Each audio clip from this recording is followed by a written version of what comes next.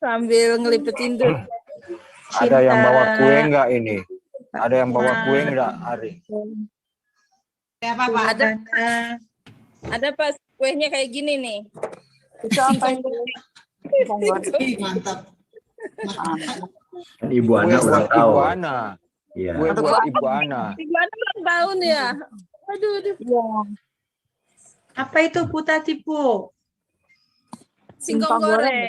Nah, Mantap. iming-iming itu. Iya jauh.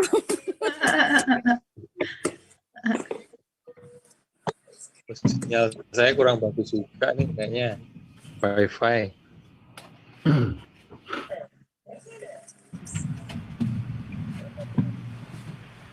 Sudah live rupanya.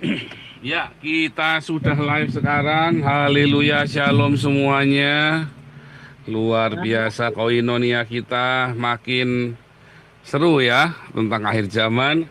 Stabil terus ya kita viewernya selalu belasan ribu ya.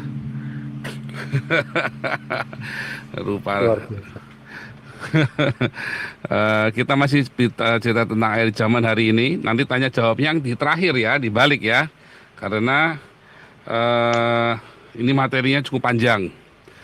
Nah, ini sebenarnya. Oke, tapi kita akan berdoa terlebih dahulu. Pak HW, boleh berdoa buat kita semua? Iya, Pak. Kita sudah live sekarang. Ya. Oke.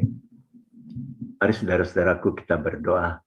Tuhan Bapa kami dalam surga, kami mengucap syukur dan terima kasih sampai hari ini Engkau telah pimpin kami, Engkau telah bimbing kami.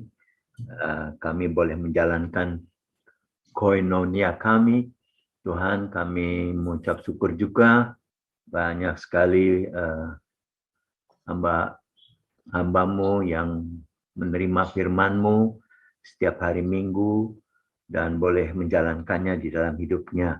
Tuhan, biarlah segala firman-Mu itu boleh menjadi terang bagi kaki kami dan juga kami boleh menjalankannya. Dalam nama-Mu kami berdoa dan mengucap syukur. Amin. Mulai.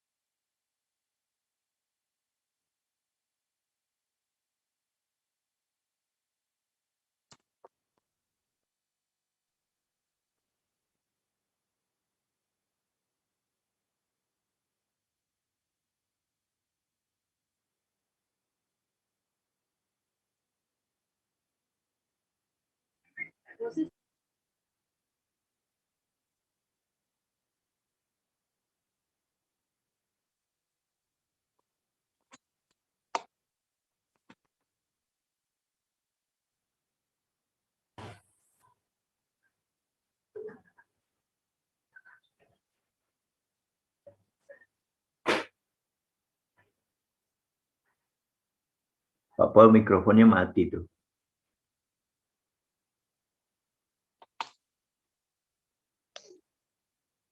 Oke, kita nyanyi satu lagu dulu ya. Tadi saya mau langsung sebetulnya. Cuman nggak seru ya kalau belum banyak ya. Kita nyanyi satu lagu dulu. Satu persiapkan hari ini kita nanti membaca Wahyu 6 lagi ya. Wahyu 6 sama Wahyu ke 20 ya. Hari ini bacanya Wahyu 6 dan Wahyu 6 dan Wahyu berapa tadi ya? Tadi udah saya catat tadi. Saya minta nanti 3 orang yang membantu membacakan ya. Siap.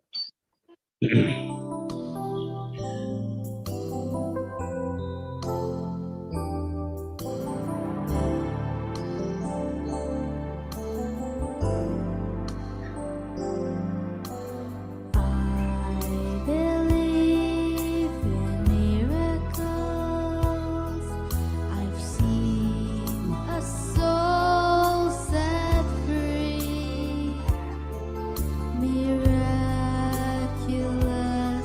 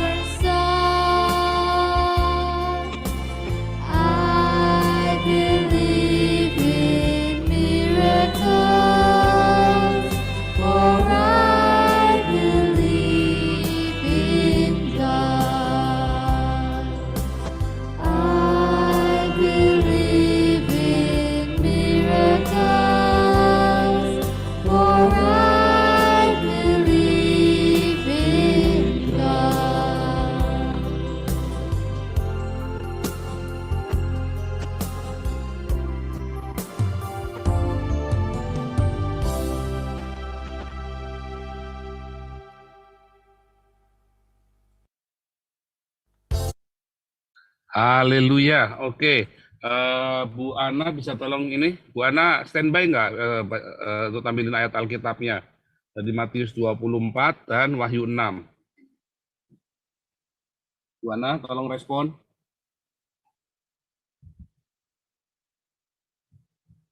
Bu Ana, tolong respon. Standby nggak?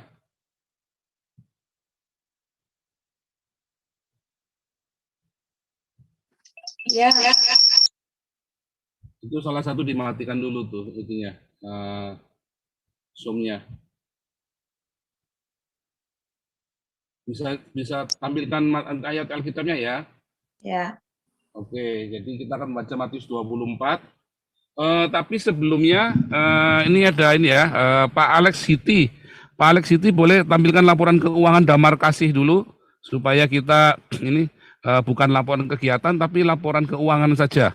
Kita tampilkan dulu di depan laporan keuangannya supaya nanti kita pas mau selesai takutnya saya lupa nanti. Kita minggu kemarin lupa tampilkan laporan keuangan ya. Damar Kasih. Pak Alex siap nggak tampilkan laporan keuangan?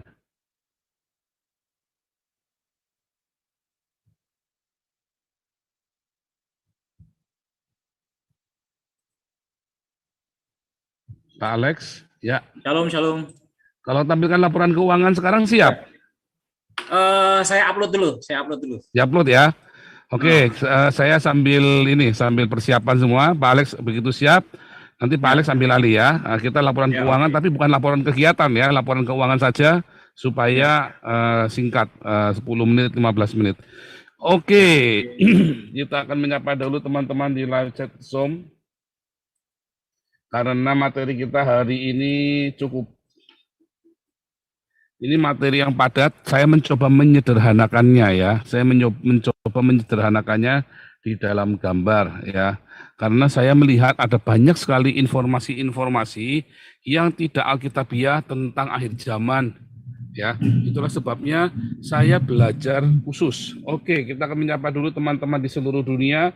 Ya, Shalom Indonesia, Shalom Eropa, Shalom Afrika, Rusia, Ukraina, Mongolia, Shalom yang ada di Amerika, Kanada, Kepulauan Hawaii, Panama, Amerika Latin. Ya, sabar ya, kita nanti saya akan segera ke Amerika, kita akan bikin seminar di sana ya, seminar hidup di dalam Tuhan yang benar, ya, hidup yang simple di dalam Tuhan. Saya akan bikin di sana, kita juga sekalian menggarami ya teologi di Amerika ya. Kita juga akan tur pergi ke Australia ya, kita akan tur untuk pengajaran ya di Australia. Saya tadi kumpulin tadi kira-kira 50 orang ada ya komunitas kita di Australia. Mudah-mudahan ini ya calon pastor kita Pak David dan Pak Wallace ya, calon gembala kita di Australia Pak David dan Pak Wallace bisa siap di sana. Kita sedang tunggu Amerika ya. Mudah-mudahan Pak Edi, Pak TJ dan Pak Adi, Pak TJ juga beberapa teman kita di Panama semua siap ya untuk kita mulai. Tapi ini Pak Edi mau datang tanggal 12 Juni nih sama Pak HW ke rumah saya ya. Wah ini luar biasa. Shalom yang ada di New Zealand, Australia, Pulauan Salomon, Timor Leste, Papua, Nugini, dan juga shalom semuanya di Hong Kong, Cina, Taiwan, Jepang, Korea. Shalom yang ada di India, Malaysia, Brunei, Singapura, Filipina, shalom Thailand, Vietnam, Kamboja, Laos, Myanmar, Burma, shalom semua yang ada di Iran, yang ada di Dubai, Arab Saudi, luar biasa, dan shalom Papua Barat, Irian Jaya, doa kami, donasi kami selalu bersama dengan Anda, ya luar biasa sekali. Kemarin kita akan terus selalu support Papua ya, bukan buat perang, tapi buat memperoleh kemerdekaan sejati. Merdeka sejati itu tidak harus lepas dari Indonesia. Tetapi masalahnya kalau Indonesia nanti khilafah harus keluar. Kalian tidak akan merdeka. Ya, jadi kita akan habis, dan nanti orang-orang Kristen yang ada di Jawa kasihan. Ya, tempat yang paling murah kalian pergi ke Papua sekarang ini. Ya, makanya para orang-orang yang punya uang yang mau investlah ke Papua. Ya, nanti lihat ya, Papua ini akan menjadi negara yang luar biasa sekali. Apabila sampai 2024 khilafah menang ya, karena nampaknya para nasionalis mulai jilat-jilat khilafah nih ya. Wah, itu bahaya ya. Kalian tetap akan hancur. Nggak bisa. Indonesia akan hancur remuk. Nah, makanya persiapkan. Kalau memang Nusantara akan berjaya ketika harus berpisah, maka sebaiknya berpisah. Maka setiap orang-orang ya akan memperoleh keadilannya masing-masing. Nah, itu kan lebih baik, ya.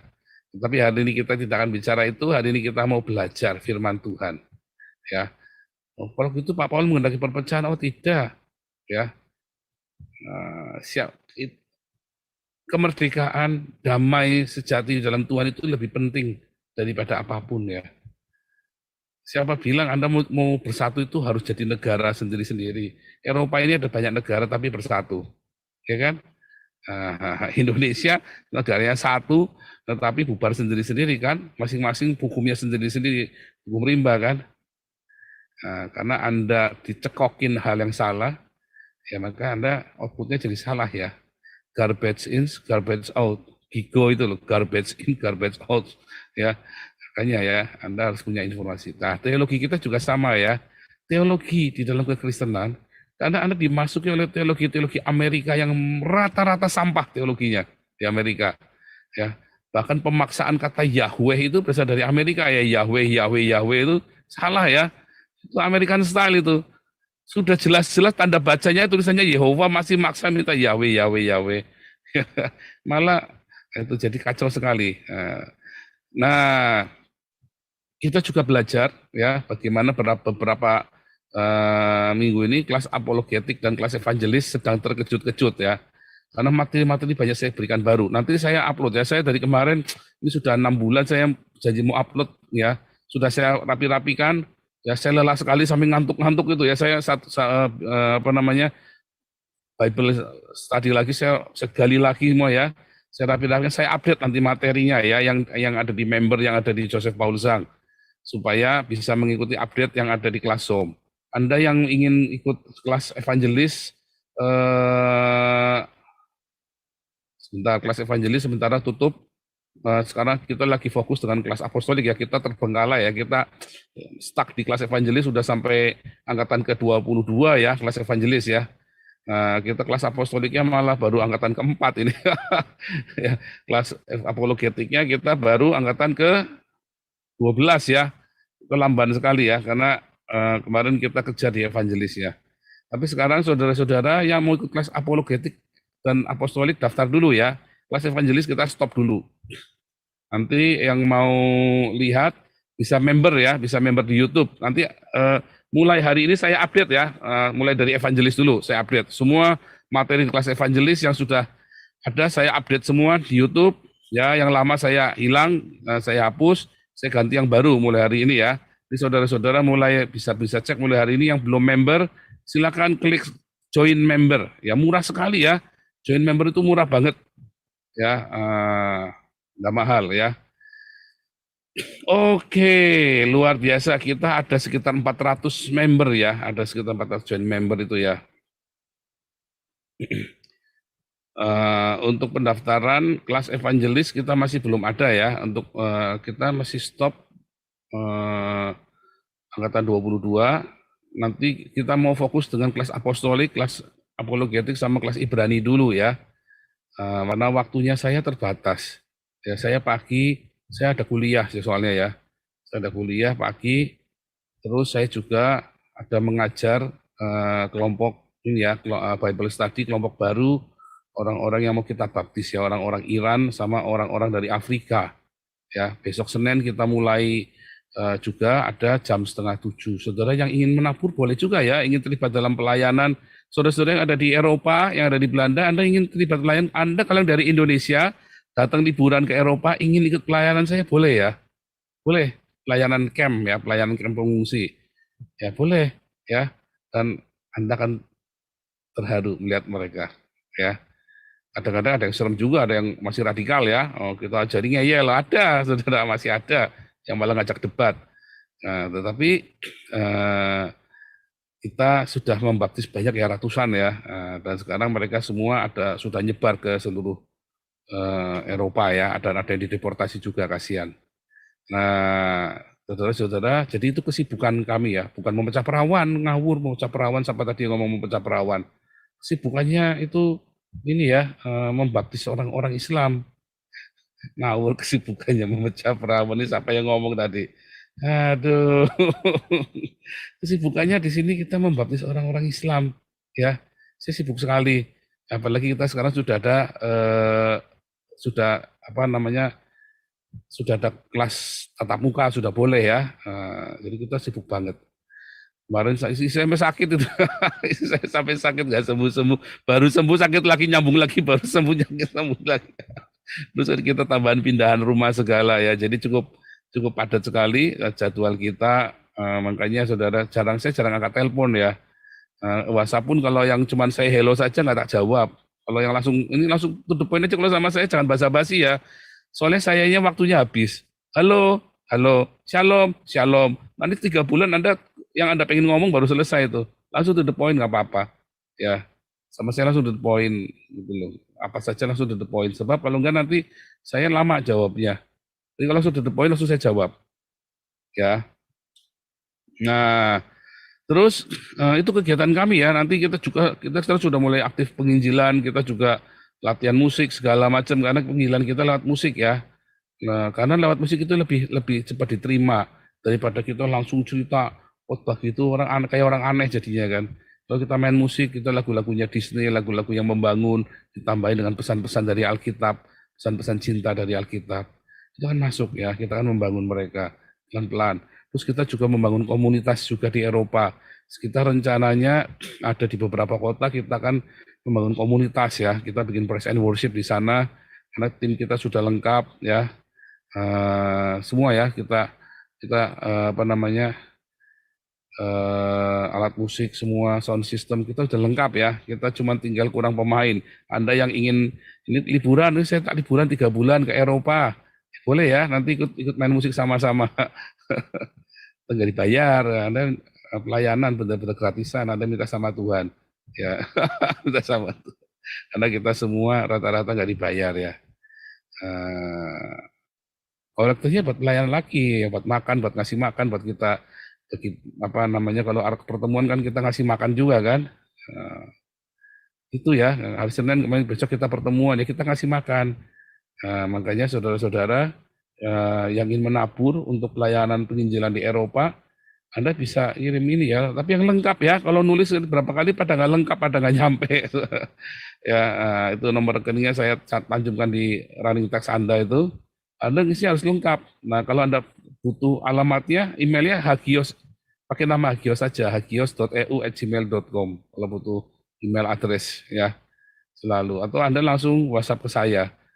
Ada WhatsApp-nya, kita ada ini ya. Ini mana tadi? Saya kasih nomor WhatsApp-nya. Nomor WhatsApp-nya Hagios ya.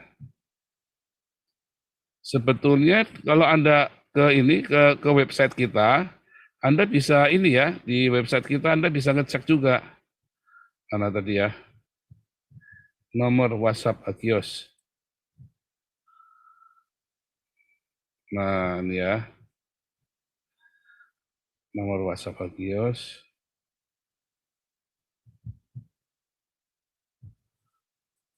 Sama nomor WhatsApp Hagios sama website-nya ya.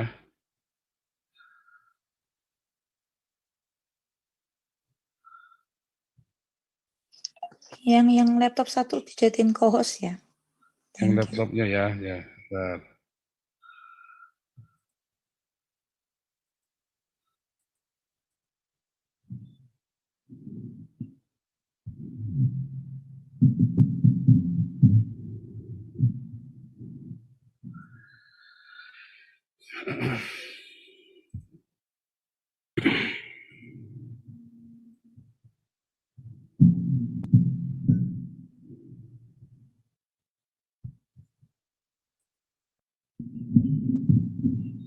Nah, itu website kita hagios.eu ya. WhatsApp-nya +31 626, oh ini kepanjangan nih ya. Bentar, saya pendekin aja WhatsApp.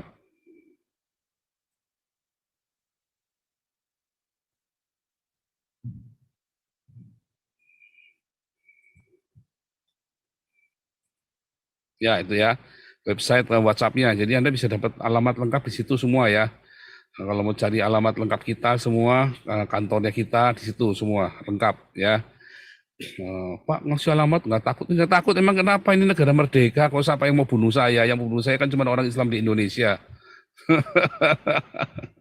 Ya kan, Bapak menghujat Islam enggak pernah. Nah, itu enggak pernah saya menjelek-jelekan Islam. Saya mengkritik Islam yang di Indonesia, makanya saya pakai bahasa Indonesia, ya. Nah, makanya dulu pernah ada yang nanya, Pak, kenapa nggak diterjemahkan bahasa Inggris? Kalau yang perlu saya terjemahkan bahasa Inggris, saya terjemahkan. Kalau yang nggak perlu. Kalau Islam yang di Eropa di sini, ya, nggak berani, ya. Belum terlalu kurang ajar. Ya, ada yang kurang ajar, ada 1-2. Kalau di Indonesia itu kurang ajar semua rata-rata. 90% Islam di Indonesia itu kurang ajar. Ya. Nah, sekarang bukan 90%, tapi 91% sekarang. Karena yang 1% kemarin meninggal kan, Buya, ya kan, Buya Syafi'i kan, yang baik, Islam yang baik itu kan meninggal 1 kemarin. Jadi berkurang 1, ya berarti tinggal 9% yang baik. Ya, nanti kalau yang baik lagi ya Yeni Wahid, ibunya Yeni Wahid, ya, Gus Nuril, lah itu baik itu, ya kan. Yang lainnya bajingan semua ya. Kurang ajar semua. Nah, oke ya, itu bisa di sini. Nah, kita balik lagi. Pak Alex, apa sudah siap, Pak Alex? Ya, kita sambil nunggu Pak Alex. Nah, kemarin ada fitnahan ya, ada fitnahan katanya. Mengapa ada yang namanya Ibu Ria ya? Kita tidak pedulikan. Oh, salah ya, kita pedulikan. Waktu Ibu Ria kecelakaan, ya, 1, Ibu Ria tidak sedang dalam bertugas diakonia, tetapi urusan pribadi. Anda kalau kerja di perusahaan pun, Anda kecelakaan urusan pribadi, bukan urusan perusahaan, Anda nggak diurus sama perusahaan. Ya, memang ada asuransinya yang, ya, asuransi Anda sendiri. Kalau Anda sedang bertugas, maka itu tanggung jawabnya perusahaan. Di Eropa sama ya, volunteer. Kalau saya nih, saya kan volunteer, saya kan freiwilliger di sebuah yayasan anak-anak yang disabilitas, ya kan. Kalau saya lagi liburan, saya lagi belanja, saya kecelakaan, saya nanggung sendiri. Tapi kalau saya lagi kerja di sana, saya kecelakaan, atau saya lagi berangkat kerja atau pulang kerja di sana, ya, saya kecelakaan, pulang kerja ke tempat yayasan tersebut, maka yayasan tersebut akan mengganti asuransinya. Ya, nah jadi yang namanya Ibu Ria ini, ya, itu kan isunya kemana-mana, katanya tidak dipedulikan sama Yayasan Damaris. Oh, kita peduli. Bahkan itu bukan urusannya yayasan, kita tetap peduli, kita tetap datang. Kita tawari dia untuk ke rumah sakit dia, tapi minta uang. Ini kan udah tanda-tanda orang jahat ini kan. Kita tawari ke rumah sakit, udah kita kasih beberapa juta. Ya, bahkan sama si Jimmy Sun itu katanya ada yang nalangin uang masaknya sudah dikasihin ke dia, tetapi kita belum minta balik nih. Tapi katanya, tapi akhirnya dikembalikan oleh Jimmy Sun. Saya nggak tahu uang dari mana, tapi tiba-tiba Ibu Ria bilang terima kasih karena uang itu tidak diminta. Yo, harusnya kita minta, dan itu sudah kita terima, entah dari mana dananya. Tapi Jimmy Sun yang kasihkan. Lalu Ibu Lianti dengan Pak Charles sudah datang ke sana. Kasih uang juga, menawarkan ya bahwa kita akan bawa ke rumah sakit dengan biaya dari Damaris, tapi dia nggak mau, maunya uangnya saja. Lah edan, Anda kira kita ini mesin uang? Nggak bisa ngasih uang begitu, kita mesti jelas uang buat apa, ya. Kalau nggak kita jadi diomelin orang, ya, kita jadi diomelin orang. Kita keluar uang pun, ya itu uang yang 2 juta, berapa juta itu ya, 2 juta atau 4 juta, itu dari pribadinya pengurus, ya. Kita tidak sembarangan, nggak boleh sembarang kasih orang ya. Jadi ada fitnah begitu ya, makanya saya bilang, oh ini sampai katanya mau bersaksi di channelnya Islam segala macam, ya itu kita jelaskan dulu ya, bahwa kalau kamu sedang bekerja, sedang diakonia malam, tiba-tiba kecelakaan, ya kita urus. Tapi kalau kamu lagi jalan-jalan sendiri, kecelakaan, Jangan minta sama kita, kamu bukan karyawan kita kok. Iya kan? Anda bukan karyawannya Damaris. Ya. Ria itu daerah mana? Kerawang ya. Daerah Kerawang kalau nggak salah. Daerah Kerawang. Saya kasih ya. Nah, ini mesti saya klarifikasi karena rupanya pihaknya si Amin Wijaya sama Alengso terus ya menghembuskan isu ini ya ke pihak ke cita-cita ke orang Islam ya. Dan saya selalu menantang ya sama Alengso sama Amin Wijaya. Kalau kamu bisa membuktikan Damaris ini korupsi, kamu tuntut Damaris. Tuntut secara hukum dong. Kalau kamu punya bukti ada yang nggak beres di Damaris, tuntut secara hukum. Saya tantang kamu. Ya kan? Tapi kalau kita disuruh ngelaporin, kita itu bukan style kita ngelaporin. Kita sudah sibuk, ya. Ya. Kamu kalau memang ada Damaris, kalian semua yang tahu Damaris ada curang, kalian boleh lapor polisi. Saya tantang kalian lapor polisi, ya. Dan kita akan jawab. Kita akan serius, kita akan garap dengan serius. Dan kita senang kalau kalian lapor polisi. Kami senang kalau kalian lapor polisi, sebab polisi kami tidak melaporkan ke polisi. Kita tidak akan laporkan ke polisi urusan-urusan begitu ya. Tapi saya senang kalau kalian lapor polisi. Kalau memang ada yang nggak benar di Damaris, kalian merasa dirugikan, kalian lapor polisi. Saya tantang kalian lapor polisi, ya. Nah, gitu ya. Kalau memang kalian ada nggak benar tentang Damar Kasih, ya katanya ada korupsi, lapor polisi. Wah kita senang kalau kalian lapor polisi, ya. Loh saya juga senang juga kalau memang Pak Alex atau Pak Stephen korupsi kan kita senang aja kan. Berarti kan kalian ngelaporin kan tanpa saya kan nggak bisa lapor ke polisi. Saya juga buronan. Saya mau lapornya gimana? Ya kan. Jadi kalau kalian memang ada merasa Damaris atau Damar Kasih atau Galarua ini curang, kalian lapor polisi saja. Ya. Gampang lapor polisi saja. Ya kan? Anda laporkan ke polisi ya, kita membuka diri. Laporkan, tidak apa-apa. Kenapa takut? Kalau dibilang Damaris ini katanya setor uang ke buronan, laporkan polisi saja. Ya, laporkan. Laporkan, jangan nggak lapor. Kalau kalian nggak lapor, berarti kalian bohong. Berarti kalian hanya fitnah saja. Ya. Ini si siapa Alengso ya paling. Sebenarnya kalau saya mau melaporkan Alengso di Belanda bisa nggak? Bisa. Karena Alengso mencemarkan nama baik saya tanpa kasih kuat bukti. Nah, cuma itu bukan style kita. Saya kan ngajari Anda. Ngapain kita lapor-lapor polisi?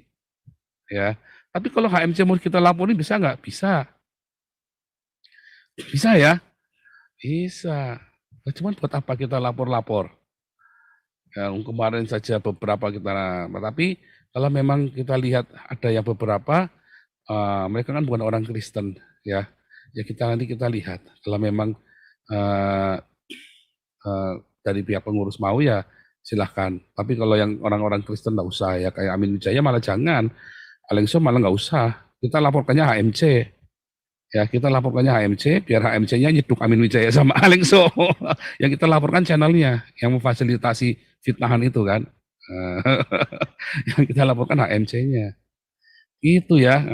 Tapi sebenarnya kalau memang kalian merasa dirugikan, kenapa kalian nggak lapor polisi gitu loh? Kalau kita mah dijelek-jelekin kita bodoh amat ya. Coba kita dijelek-jelekin saldonya makin banyak kan Damaris.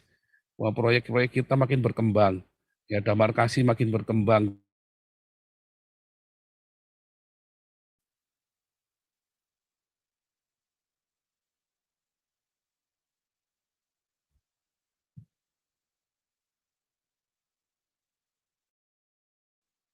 Oke, ya sudah ya. Jadi kalau memang kalau kalian semua ada yang merasa dirugikan, laporkan ke polisi. Ya. Jangan kayak Saifuddin. Kalau Saifuddin merasa ditipu sama Yosua Tewu, kenapa dia nggak mau lapor polisi? Ya kan? Cuma cerita-cerita, itu tadi mental-mentalin ya. Ini ciri-ciri orang Kristen yang nggak lahir baru ini loh. Ya, ciri-ciri orang Kristen yang bakal masuk neraka ini, Saifuddin, Amin Wijaya, Alengso ini. Ya. Ini ciri-ciri orang Kristen yang bakal masuk neraka. Ya kan? Cuman bisa fitnah. Kalau memang Saifuddin dirugikan sama Yosua Tewu, kenapa nggak lapor polisi saja? Ya kan? Berarti kan Saifuddin kan hanya fitnah ke Yosua Tewu. Saya kok yakin sekali Saifuddin itu memfitnah Yosua Tewu ya. Oh saya bukannya saya pro Yosua Tewu ya. Yosua Tewu mencaci maki saya kayak apa coba? Yosua Tewu juga kemarin tak telepon ya ketika dia pro sama Islam, so tak marahin sama saya. Ternyata kamu kadrun juga ya. Wah saya nggak mau kenal kamu lagi. Nggak usah kenal saya lagi deh. Kamu kadrun. Dua-dua sama nih ya Yosua Tewu sama Saifuddin ini ya. Ini bakal penghuni neraka semua dua-dua ini. Serius ya. Bakal penghuni neraka. Orang kerjanya ribut gitu loh, cari ribut. Ya kan? Kalau memang Yosua Tewu itu mencuri, mesti Saifuddin kan lapor polisi, gampang kan? Oh, Saifuddinnya ada di Amerika lagi buron, kan istrinya kan ada di Indonesia nggak buron, ya kan?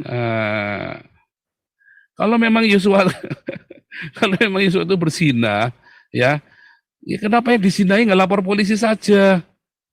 Ribet banget ini orang-orang ini ya. Tetapi memang ya isunya santer si Yosua Tewu itu berzina. Nah seharusnya Yosua Tewu tahu diri, ya berhenti dulu. Tidak ada asap kalau nggak ada api. Mungkin dia memang nggak, memang ada cabul-cabulnya begitu. Ya, laporkan polisi saja. Oh jadi malah saling ini ya, saling. Nah itu ya tadi ya, ini orang-orang yang tidak lahir baru. Tapi kalau kita, memang kalau kita lihat di mana perlu, karena Pak Putih juga disebut difitnah di situ ya. Ya silakan laporkan polisi saja kalau Pak Putih nggak terima ya kan. Cuman kita sih jarang-jarang ya. Saya lapor-lapor polisi gitu itu zaman saya dulu ya. Ya kita bisa sih ngelaporin ke polisi kalau HMC itu ya. Kalau ke Amin Wijaya, Alengso sih kita nggak usah. Nanti kalau kita laporkan HMC kan Amin Wijaya sama Alengso ikut keciduk. Alengso paling enggak ya hati-hatilah kalau pulang ke Indonesia. Ya kan. Tapi lucunya Alengso ini kan juga dulu kan lari dari kerusuhan 98 Mei itu kan, minta suaka juga di sini ya. Heran ya Alengso ini ya. Sekarang jilat-jilat pantat orang yang memperkosa keluarganya Alengso itu di Cirebon. Itulah ya. Orang memang kalau mental pengkhianat itu begitu ya, orang-orang Yudas itu. Orang-orang Yudas itu selalu begitu, ya. Sudah diperkosa saja keluarganya, ya itu jilat-jilat pantat Islam, si Alengso ini ya. Ya kan, keluarganya sudah diperkosa saja begitu, sudah ada hancur-hancuran oleh orang Islam, masih jilat-jilat pantat Islam ya. Alengso, kalau saya memang ada, kamu bisa membuktikan saya ada ambil uang Damaris, kenapa kamu tidak laporkan ke polisi saja, ya kan? Ke Damarisnya dilaporkan polisi saja, itu Yosua Seng apa siapa suruh lapor polisi itu loh, ya. Kenapa pada nggak lapor polisi? Itu kan katanya backingan kalian kan hebat itu, backingannya pengacara, backingannya Polda, laporkan saja itu Pak Ketua sama Ibu Ketua ke polisi. Saya pengen tahu coba kalau kalian itu saling lapor polisi menang mana? Saya pengen tahu, saya pengen lihat kalau kalian saling lapor polisi menang mana itu loh. Gila ya, orang ini. Cuman kalau yang Ibu Ria itu memang jahat dia ya. Dia jahat loh, dia minta uang. Dia mau memeras Damaris ya. Dia mau memeras Damaris. Padahal kita sudah kasih uang, kita sudah tawarin ke rumah sakit, dan kita bayarin biayanya. Tapi dia nggak mau, maunya uangnya saja. Ya kita nggak mau kasih, nggak boleh. Nggak boleh langsung, nggak bisa, enak aja lu. Nggak mau ke rumah sakit, mintanya duitnya saja, mentahannya saja. Modus, itu modus ya. Modus penipuan itu. Ya jangan ya, di Damaris nggak boleh. Langsung saya sebut namanya ya, karena sudah menjadi terang benderang. Itu begitu, itu kejadiannya begitu. Kalau nggak terima lapor polisi lagi, boleh. Laporkan saja ke polisi. Kalau nggak terima. Ya laporkan aja ke polisi kalau memang Damaris nggak baik. Kenapa kamu udah nggak mau lapor polisi saja? Karena nanti kamu dapat duit banyak, ya kan? Kadang-kadang orang itu ya sudah dikasih, sudah bagus kamu ya. Nah ini kayak si Alengso, dia nggak kepikir ya. Orang-orang kayak Alengso ini nggak kepikir nasibnya orang-orang yang bergantung sama Damaris. Ya. Sementara Alengso sendiri tidak bisa membuktikan. Kalau ada bisa buktikan uang Damaris masuk ke saya, Alengso, saya akan sembah sujud sama kamu, Alengso. Tak jilat pantatnya kamu, sama tai-tainya tak jilat.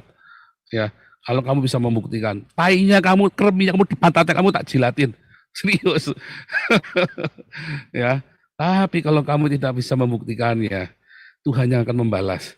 Ya, kiranya Tuhan mengampunimu. Ya, pembalasan Tuhan itu ya.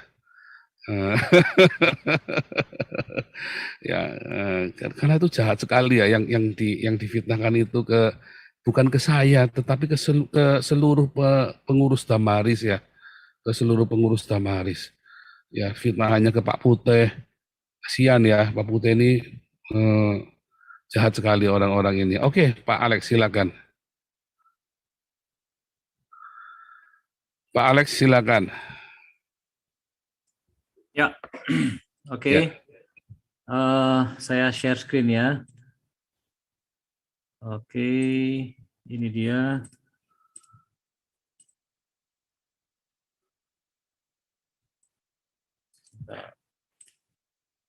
Bentar.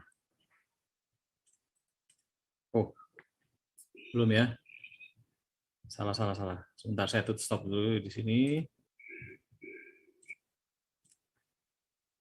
Oke, sekarang saya share screen yang itu. Oke. Ya. Oke, bisa kelihatan, Pak? Ya. Kelihatan. Ya, ini dari tanggal, ini kok 22 April ya? Bentar, ini salah lagi nih. Sebentar, saya ulang lagi.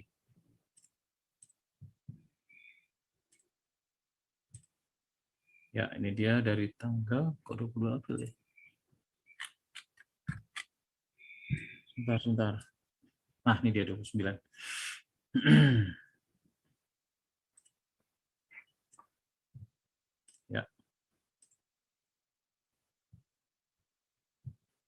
Ya. Ya, bisa kelihatan, Pak? Ya. Ya, oke. Ini dari tanggal 29 April sampai 30 atau 29 Mei. Ini saldonya per hari ini. Mungkin bukan saldo, tetapi urutan dari nomor 1, kalau ada keterangan keuangan itu dikasih tahu, terus langsung baru saldonya. Ya, oke. Bentar ya. Oke. Jadi ini dari per tanggal 30 April. Ini ada debit 30, ini biaya administrasi. Terus kemudian ada transfer ke Pak Sapii 1 juta ini untuk Marturia Baduy. Terus kemudian ada biaya transfer 6.500. Kemudian ini ada transfer lagi Marturia Baduy ini untuk, ini Diakonia ya. Nah, ini untuk Irawan. Ini tanggal 2 Mei. Terus kemudian ini untuk Sarikam Kokom 1 juta. Terus kemudian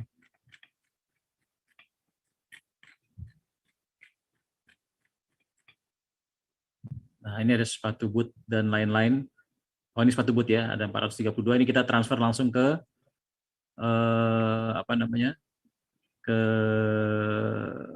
ke toko ya, ke supplier. Kemudian ini ada selang HDPE 2,1 300 meter, ini untuk pengadaan air bersih. Kemudian ada mesin potong rumput 2 unit tanggal 11 Mei. Kemudian ada ini selang HDPE ini sok-soknya ya, aksesorisnya. Terus kemudian ada ini transfer ke Pak Sape ini untuk pembelian garpu ya, garpu untuk pertanian. Ada biaya transfer. Terus kemudian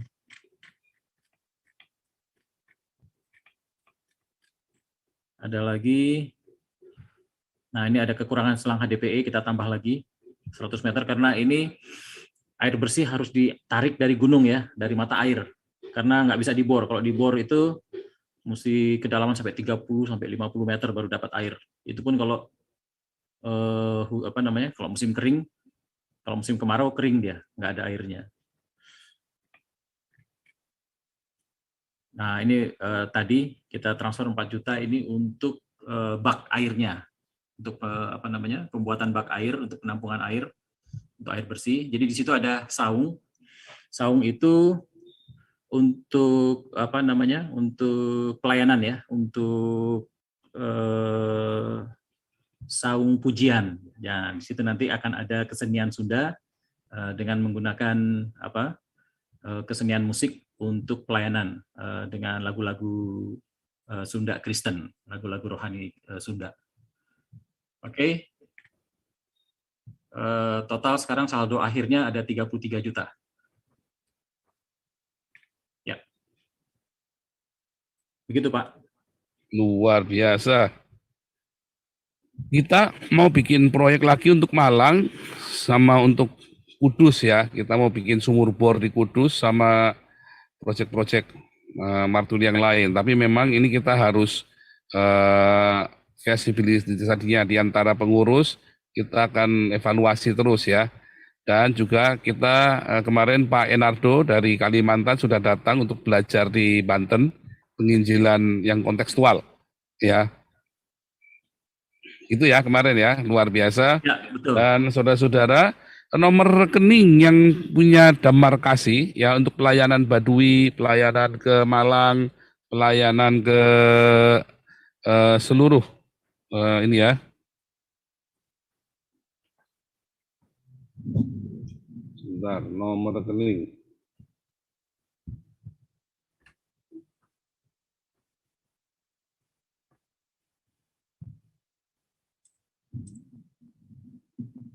Dulu ya. Saya saja Pak yang tampilkan Pak.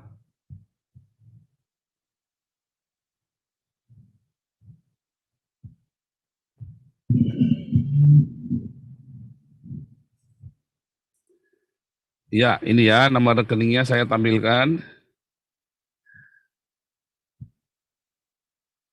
Jadi kita sudah tidak ada nomor rekening perorangan lagi ya. Kita tidak ada nomor rekening perorangan, semua sudah atas nama yayasan ya. Untuk Damaris ya, masuk ke rekening Yayasan Damaris Pancasila untuk kok ini, sebentar ya. Ya ini dulu nggak apa-apa ya. Ini untuk penginjilan dunia ke Hagios Internasional, double A itu ya, bukan 1A, double A itu bahasa Belanda ya. Double A Hagios Internasional, nal ya. Double A itu. Bukan 1 tapi double, memang double bahasa Belanda itu ya. Itu nomor rekeningnya. Ini semua diaudit ya. Yang audit itu selalu pakai external audit. Damaris ini baru selesai audit. Awal bulan Juni nanti kita tampilkan hasil auditnya ya. Hasil auditnya awal bulan Juli Damaris akan kita tampilkan. Ya, nanti Anda bisa ngecek sendiri sama ke auditnya. Kalau Anda nggak percaya, Anda datang sendiri. Kalau tidak bagus, lapor polisi. Ya, bilang ada penipuan, begitu saja. Saya malah senang kalau Anda lapor polisi, ya kan? Berarti bagus kan? Jadi kalau misalnya jelas kan, jelas inilah kalau dilaporkan polisi tinggal dilihat kan bukti-buktinya semuanya kan. Nah, laporkan polisi kalau ada penipuan. Kalau saya kan nggak bisa lapor polisi, ya kan? Anda bisa lapor polisi, ya. Nah, dan kalau yang di Belanda, Anda bisa lapor ke polisi Belanda kalau saya ada nipu. Ya. Bisa. Anda tinggal cari orang Belanda di sini. Nah, disuruh laporin. Nah, Alexo suruh laporin saya tuh. Bisa ya. Bisa-bisa nanti saya tuntut balik nanti. Ya. Karena semua laporan keuangan kami terbuka. Kami pembayar pajak semua ya. Jelas semua. Nah, tapi kadang-kadang kutu kupret ini cuma bisa ngomong ya. Kenapa nggak punya titik? Ya.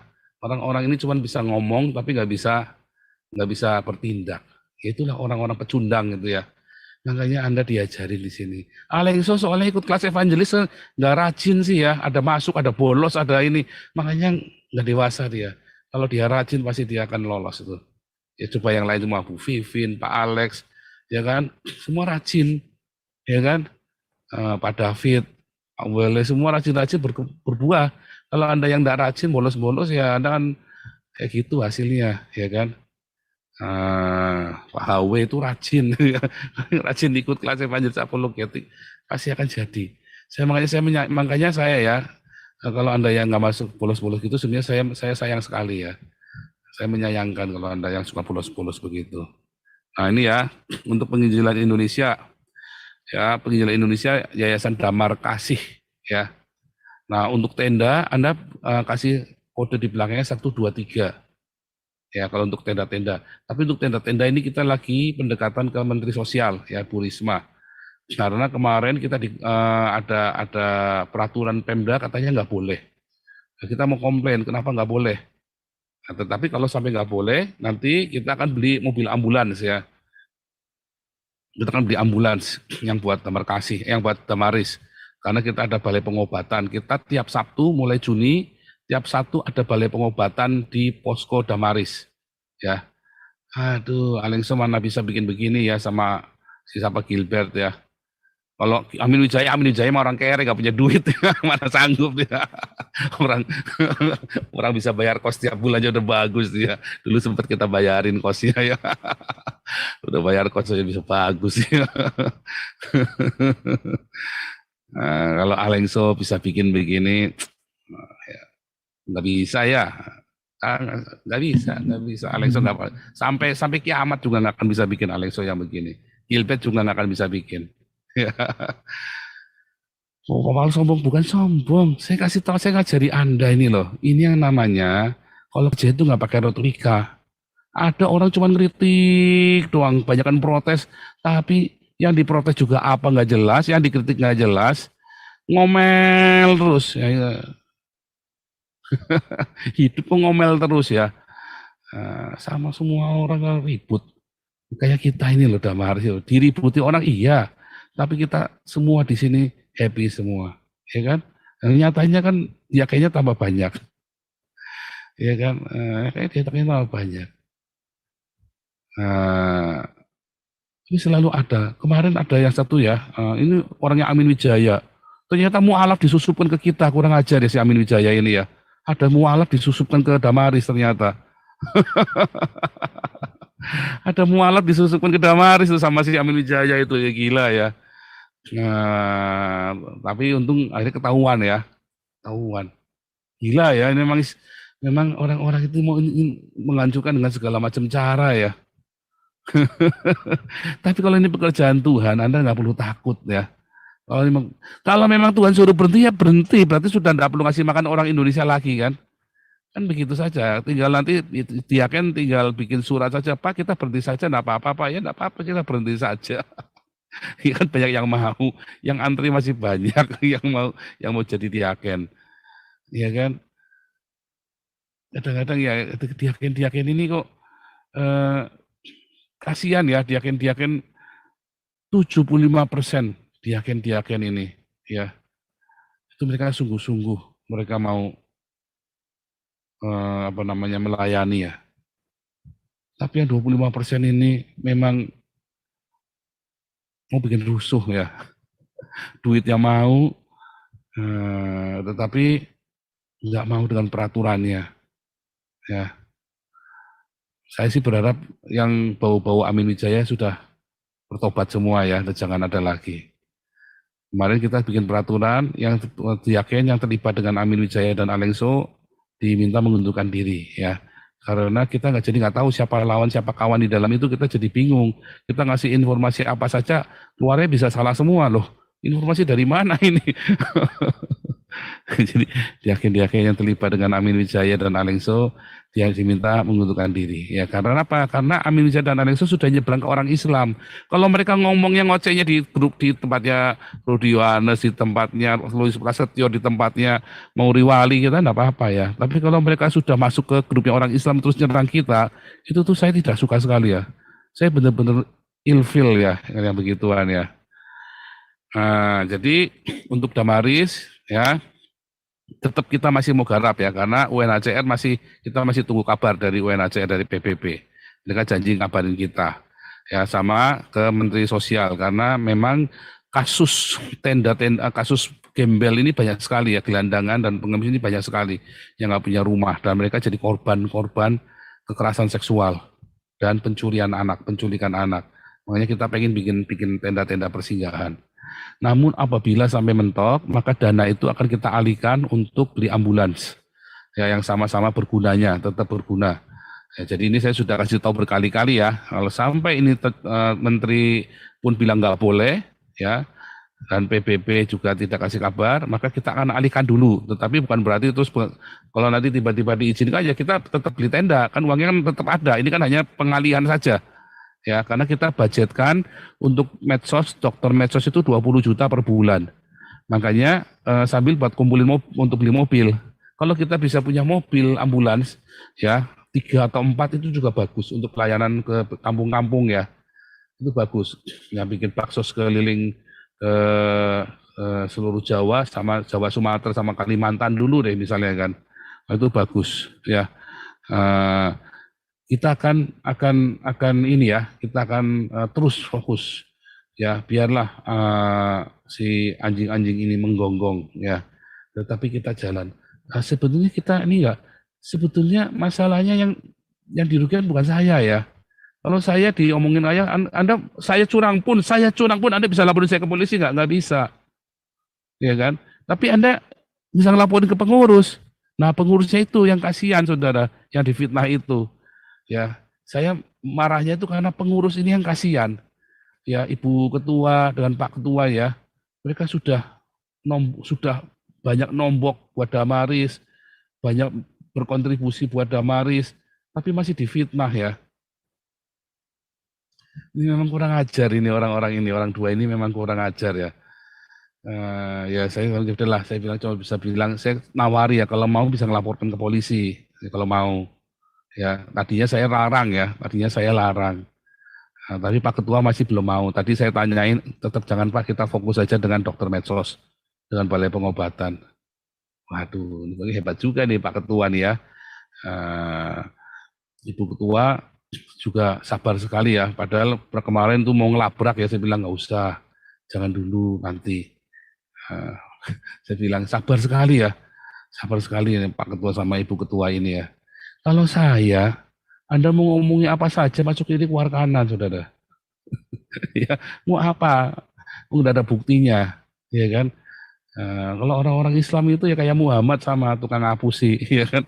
Anda kalau mau percaya, nyatanya lebih percaya saya daripada percaya orang Islam ini kan? Nyatanya Damaris sama Damarkasi saldonya tambah banyak, ya. Jadi jangan takut, ya. Nyatanya tambah banyak, pelayanan kita tambah kenceng ya. Orang fitnah yang Malang itu nyata tetap jalan ya. Kemarin Amin Wijaya sampai mau diparang sama orang di Malang itu ya, karena mereka marah ya dengan fitnahnya Amin Wijaya. Amin Wijaya datang ke Malang, diacungin pakai parang itu ya, mau dipedang itu ya. Amin Wijaya diusir. Toh masyarakat yang menikmati kan, ya sama, diakin menikmati enggak berkat dari Damaris, ya kan? Jangan kayak Ibu Ria ini, jangan ya. Sudah, kita kalau kalian ada sesuatu, kita nggak mungkin itu. Cuman kalian jangan harus minta uang. Oh ini ngomong lagi, anu nih ada musibah minta uang, padahal sakitnya cuma keseleo, minta duitnya puluhan juta sakit keseleo.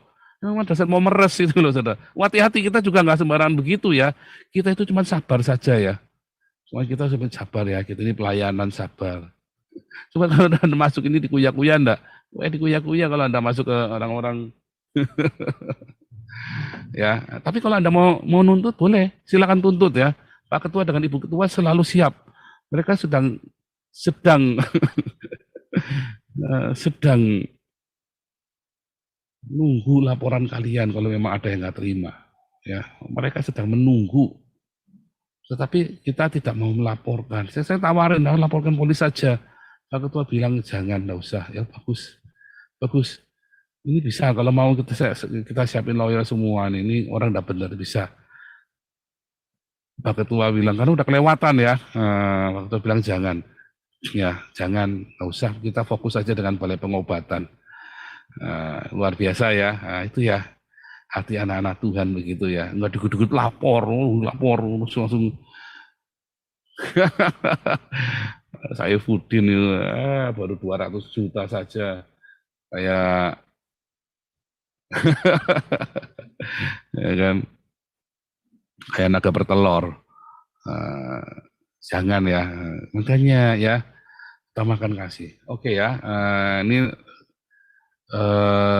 selanjutnya kita udah nggak mau ngeresponin lagi. Anda kalau Anda Zoom kita selalu terbuka. Kalau Anda merasa ada yang janggal, Anda bisa langsung masuk Zoom, tanya. Ya, hanya. Kalau Anda ngeleternya di luar, berarti Anda nggak punya titik. Zoom kita selalu terbuka, nggak pernah dikasih password. Ya. Tapi kalau Anda cuma ngoceh, dan Anda cuma ini langsung saya blok. Harus kasih bukti. Ya, harus kasih bukti.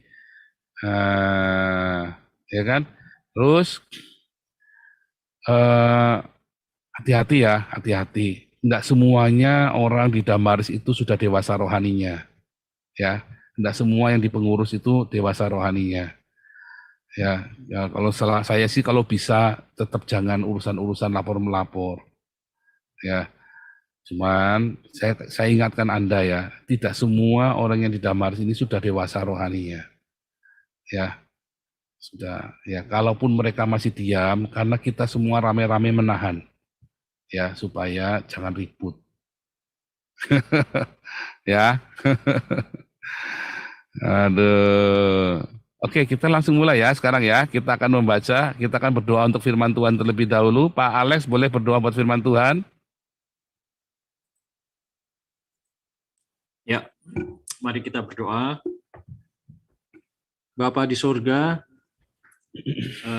Engkau sungguh luar biasa Tuhan. Banyak hal terjadi dalam kehidupan kami, tapi kami yakin dan percaya tidak ada satupun yang terlewat dari pengawasan-Mu ya Tuhan. Apapun yang terjadi dalam kehidupan kami, siapapun itu yang ada di Zoom saat ini maupun yang di YouTube, kami percaya Engkau turut bekerja dalam segala sesuatu dalam kehidupan mereka, dan kami ingin dan rindu untuk setiap hari diperbaharui melalui firman-Mu, dan melalui setiap peristiwa yang terjadi Engkau mendewasakan kami, dan kami percaya dan kami ingin selalu berpegang hanya kepadamu Tuhan, apapun yang terjadi. Oleh karena itu, malam ini kami ingin serahkan hidup, tubuh, jiwa, roh kami, pikiran kami, hati kami untuk mendengarkan firman-Mu, supaya firman itu mendapatkan tempat yang subur di hati dan pikiran kami. Berkati Pak Pauzang yang akan menyampaikan firman, Engkau tahu hati dan pikirannya, Engkau yang menjadikan dia sampai seperti ini Tuhan.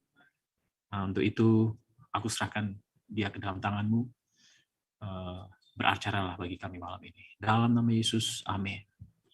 Amin. Oke, hari ini kita baca dulu Matius 24. Bang Ardo ada? Bang Ardo tolong baca Matius 24. Ibu Ana tolong siapkan Matius 24, seluruh pasalnya ya, Matius 24. Lalu Ibu Linda tolong bacakan Wahyu 6 ya. Ibu Linda ya, Ibu Linda saya jadikan co-host juga. Hari ini jangan ya, kita nggak kasih urunan buat bicara, hanya saya karena saya harus klarifikasi menyangkut ini tadi ya, katanya ada hal-hal yang tidak baik tadi ya. Oke, mulai dari Bang Ardo. Silakan Bang Ardo. Ya, mari kita membaca firman Tuhan yang diambil dari Matius 24 mulai ayatnya yang pertama. Sesudah itu, Yesus keluar dari bait Allah, lalu pergi, maka datanglah murid-muridnya dan menunjuk kepada bangunan-bangunan bait Allah. Ia berkata kepada mereka, "Kamu melihat semuanya itu. Aku berkata kepadamu, sesungguhnya tidak satu batu pun di sini akan dibiarkan terletak di atas batu yang lain. Semuanya akan diruntuhkan." Ketika Yesus duduk di atas bukit Zaitun, datanglah murid-muridnya dan kepadanya untuk bercakap-cakap sendirian dengan dia. Kata mereka, "Katakanlah kepada kami, bila manakah itu akan terjadi, dan apakah tanda kedatanganmu dan tanda kesudahan dunia?" Jawab Yesus kepada mereka, "Waspadalah supaya jangan ada orang yang menyesatkan kamu. Sebab banyak orang akan datang dengan memakai namaku dan berkata, 'Akulah Mesias,' dan mereka akan menyesatkan banyak orang. Kamu akan mendengar deru perang atau kabar-kabar tentang perang. Namun berawas-awaslah, jangan kamu gelisah, sebab semuanya itu harus terjadi. tetapi itu belum kesudahannya. Sebab bangsa akan bangkit melawan bangsa, dan kerajaan melawan kerajaan, akan ada kelaparan dan gempa bumi di berbagai tempat. Akan tetapi semuanya itu barulah permulaan penderitaan menjelang zaman baru. Pada waktu itu, kamu akan diserahkan supaya disiksa, dan kamu akan dibunuh, dan akan dibenci semua bangsa oleh karena namaku. Dan banyak orang akan murtad, dan mereka akan saling menyerahkan dan saling membenci. Banyak nabi palsu akan muncul dan menyesatkan banyak orang. Dan karena makin bertambahnya kedurhakaan, maka kasih kebanyakan orang akan menjadi dingin. Tetapi orang yang bertahan sampai pada kesudahannya akan selamat. Dan Injil kerajaan ini akan diberitakan di seluruh dunia, menjadi kesaksian bagi semua orang, sesudah itu barulah tiba kesudahannya. Jadi apabila kamu melihat pembinasa keji berdiri di tempat kudus, menurut firman yang disampaikan oleh Nabi Daniel, para pembaca hendaklah memperhatikannya. Maka orang-orang di Yudea haruslah melarikan diri ke pegunungan, orang yang sedang diperangingan di atas rumah, janganlah ia turun untuk mengambil barang-barang dari rumahnya. Dan orang yang sedang di ladang, janganlah ia kembali untuk mengambil pakaiannya.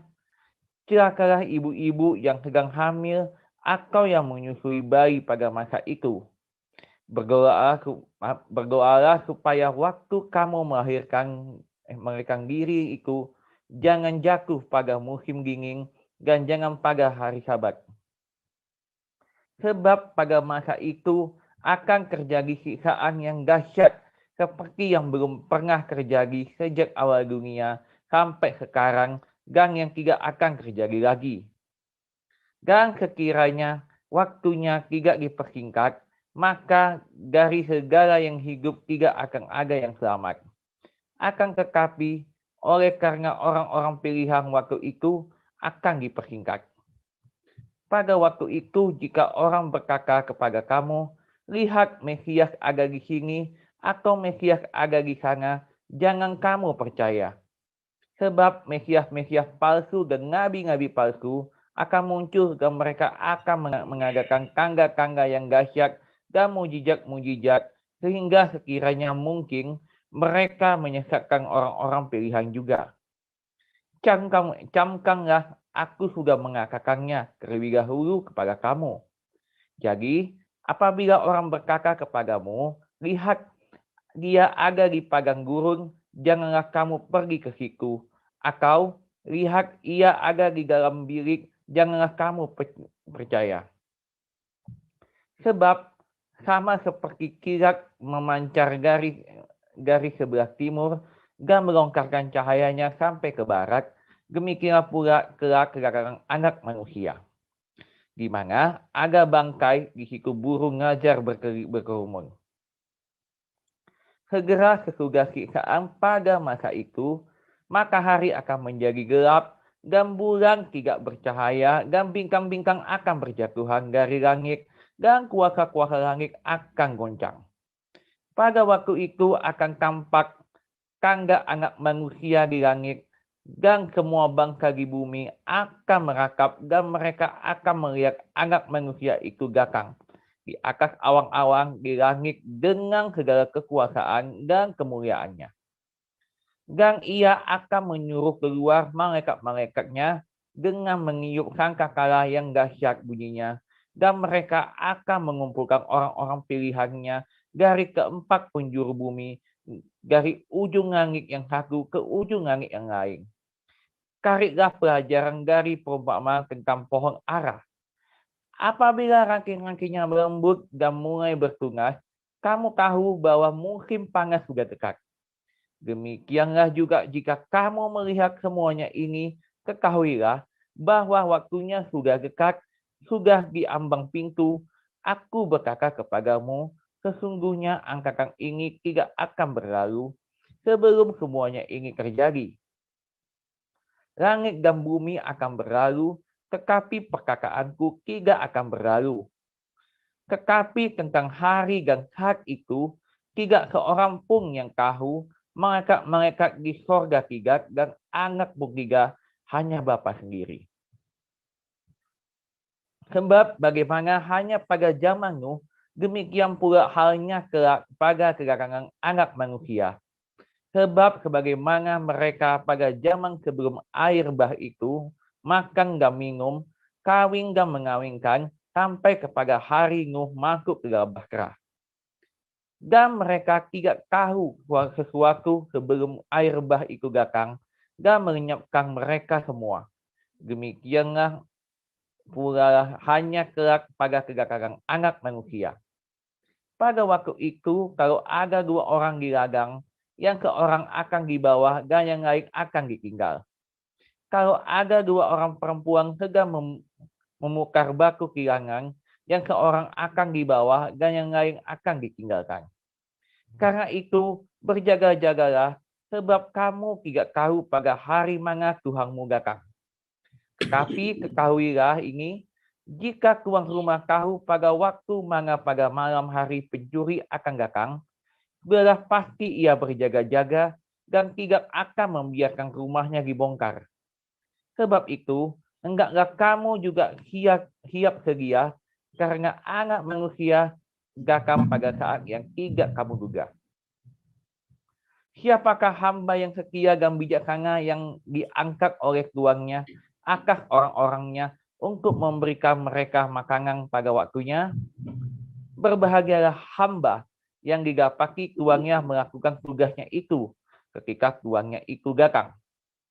Aku berkata kepadamu, sesungguhnya tuannya itu akan mengangkat dia menjadi pengawas segala miliknya.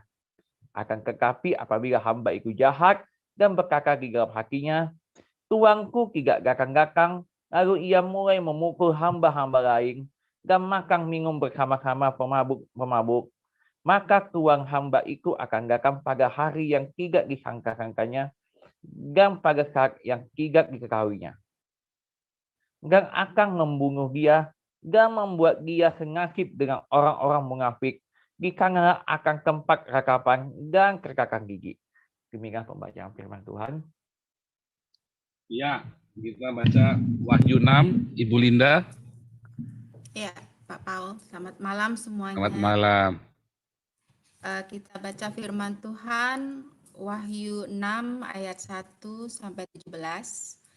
Maka aku melihat anak domba itu membuka yang pertama dari ketujuh materai itu, dan aku mendengar yang pertama dari keempat makhluk itu berkata dengan suara bagaikan bunyi guruh, "Mari!" Dan aku melihat sesungguhnya ada seekor kuda putih, dan orang yang menungganginya memegang sebuah panah, dan kepadanya dikaruniakan sebuah mahkota. Lalu ia maju sebagai pemenang untuk merebut kemenangan. Dan ketika anak domba itu membuka materai yang kedua, aku mendengar makhluk yang kedua berkata, "Mari!" Dan majulah seekor kuda lain, seekor kuda merah padam, dan orang yang menungganginya dikaruniakan kuasa untuk mengambil damai sejahtera dari atas bumi. Sehingga mereka saling membunuh, dan kepadanya dikaruniakan sebilah pedang yang besar. Dan ketika anak domba itu membuka materai yang ketiga, aku mendengar makhluk yang ketiga berkata, "Mari!" Dan aku melihat sesungguhnya ada seekor kuda hitam, dan orang yang menungganginya memegang sebuah timbangan di tangannya.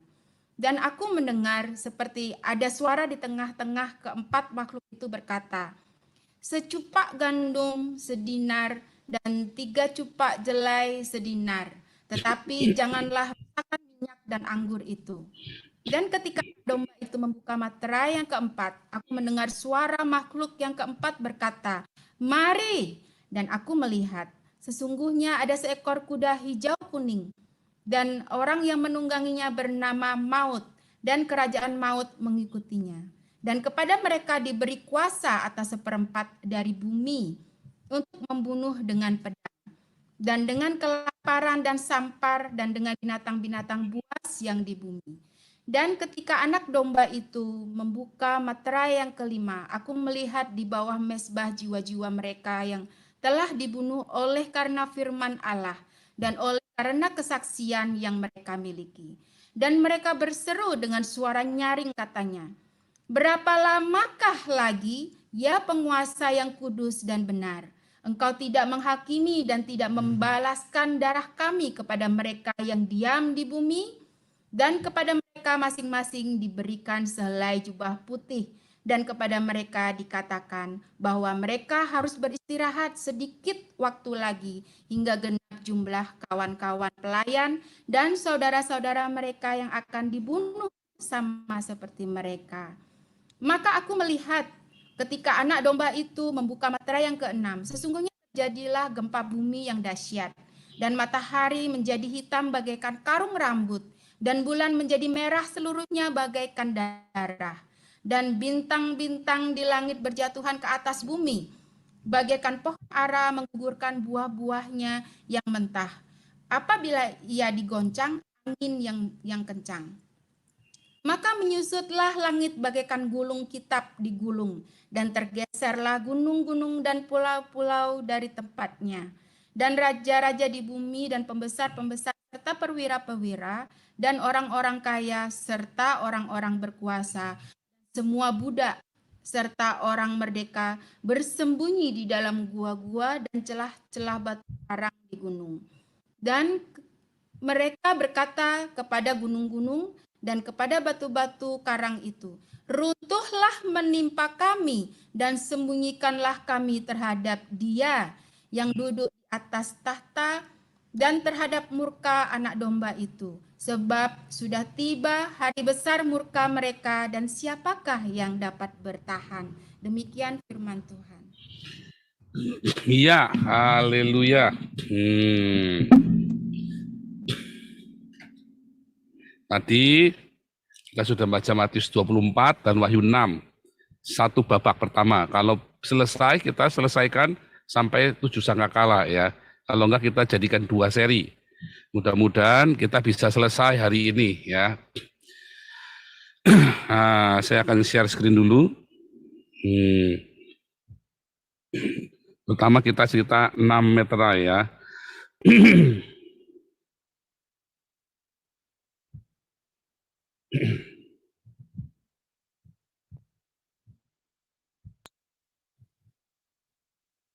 Ya.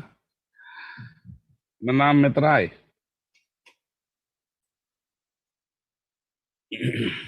Meterai pertama ya di dalam Wahyu 6 kita tadi lihat ada 6 meterai. Meterai pertama kuda putih, meterai kedua kuda merah, meterai ketiga kuda hitam, meterai keempat adalah kuda hijau kuning, meterai kelima adalah darah martir, meterai keenam adalah gempa bumi yang dahsyat. Ya. Lihat ya. Kalau meterai pertama tadi adalah kuda putih. Banyak orang berkata bahwa meterai pertama kuda putih, oh ini adalah coronavirus. Ya, enggak ya. Bukan. Banyak orang berkata corona COVID ini adalah teori konspirasi. Enggak, bukan ya. Percaya saya, bukan. Saya belajar ilmu alam ya. Saya belajar dan saya fokus ya. Semua ininya saya, S1 saya tentang environment. Saya ada di budidaya teknologi pertanian. Dan saya fokus ya, karya tulis saya, makalah-makalah saya, riset saya semuanya tentang environment. Ya. Nah, jadi bumi ini ada yang namanya batas homeostatis ya, namanya batas homeostatis.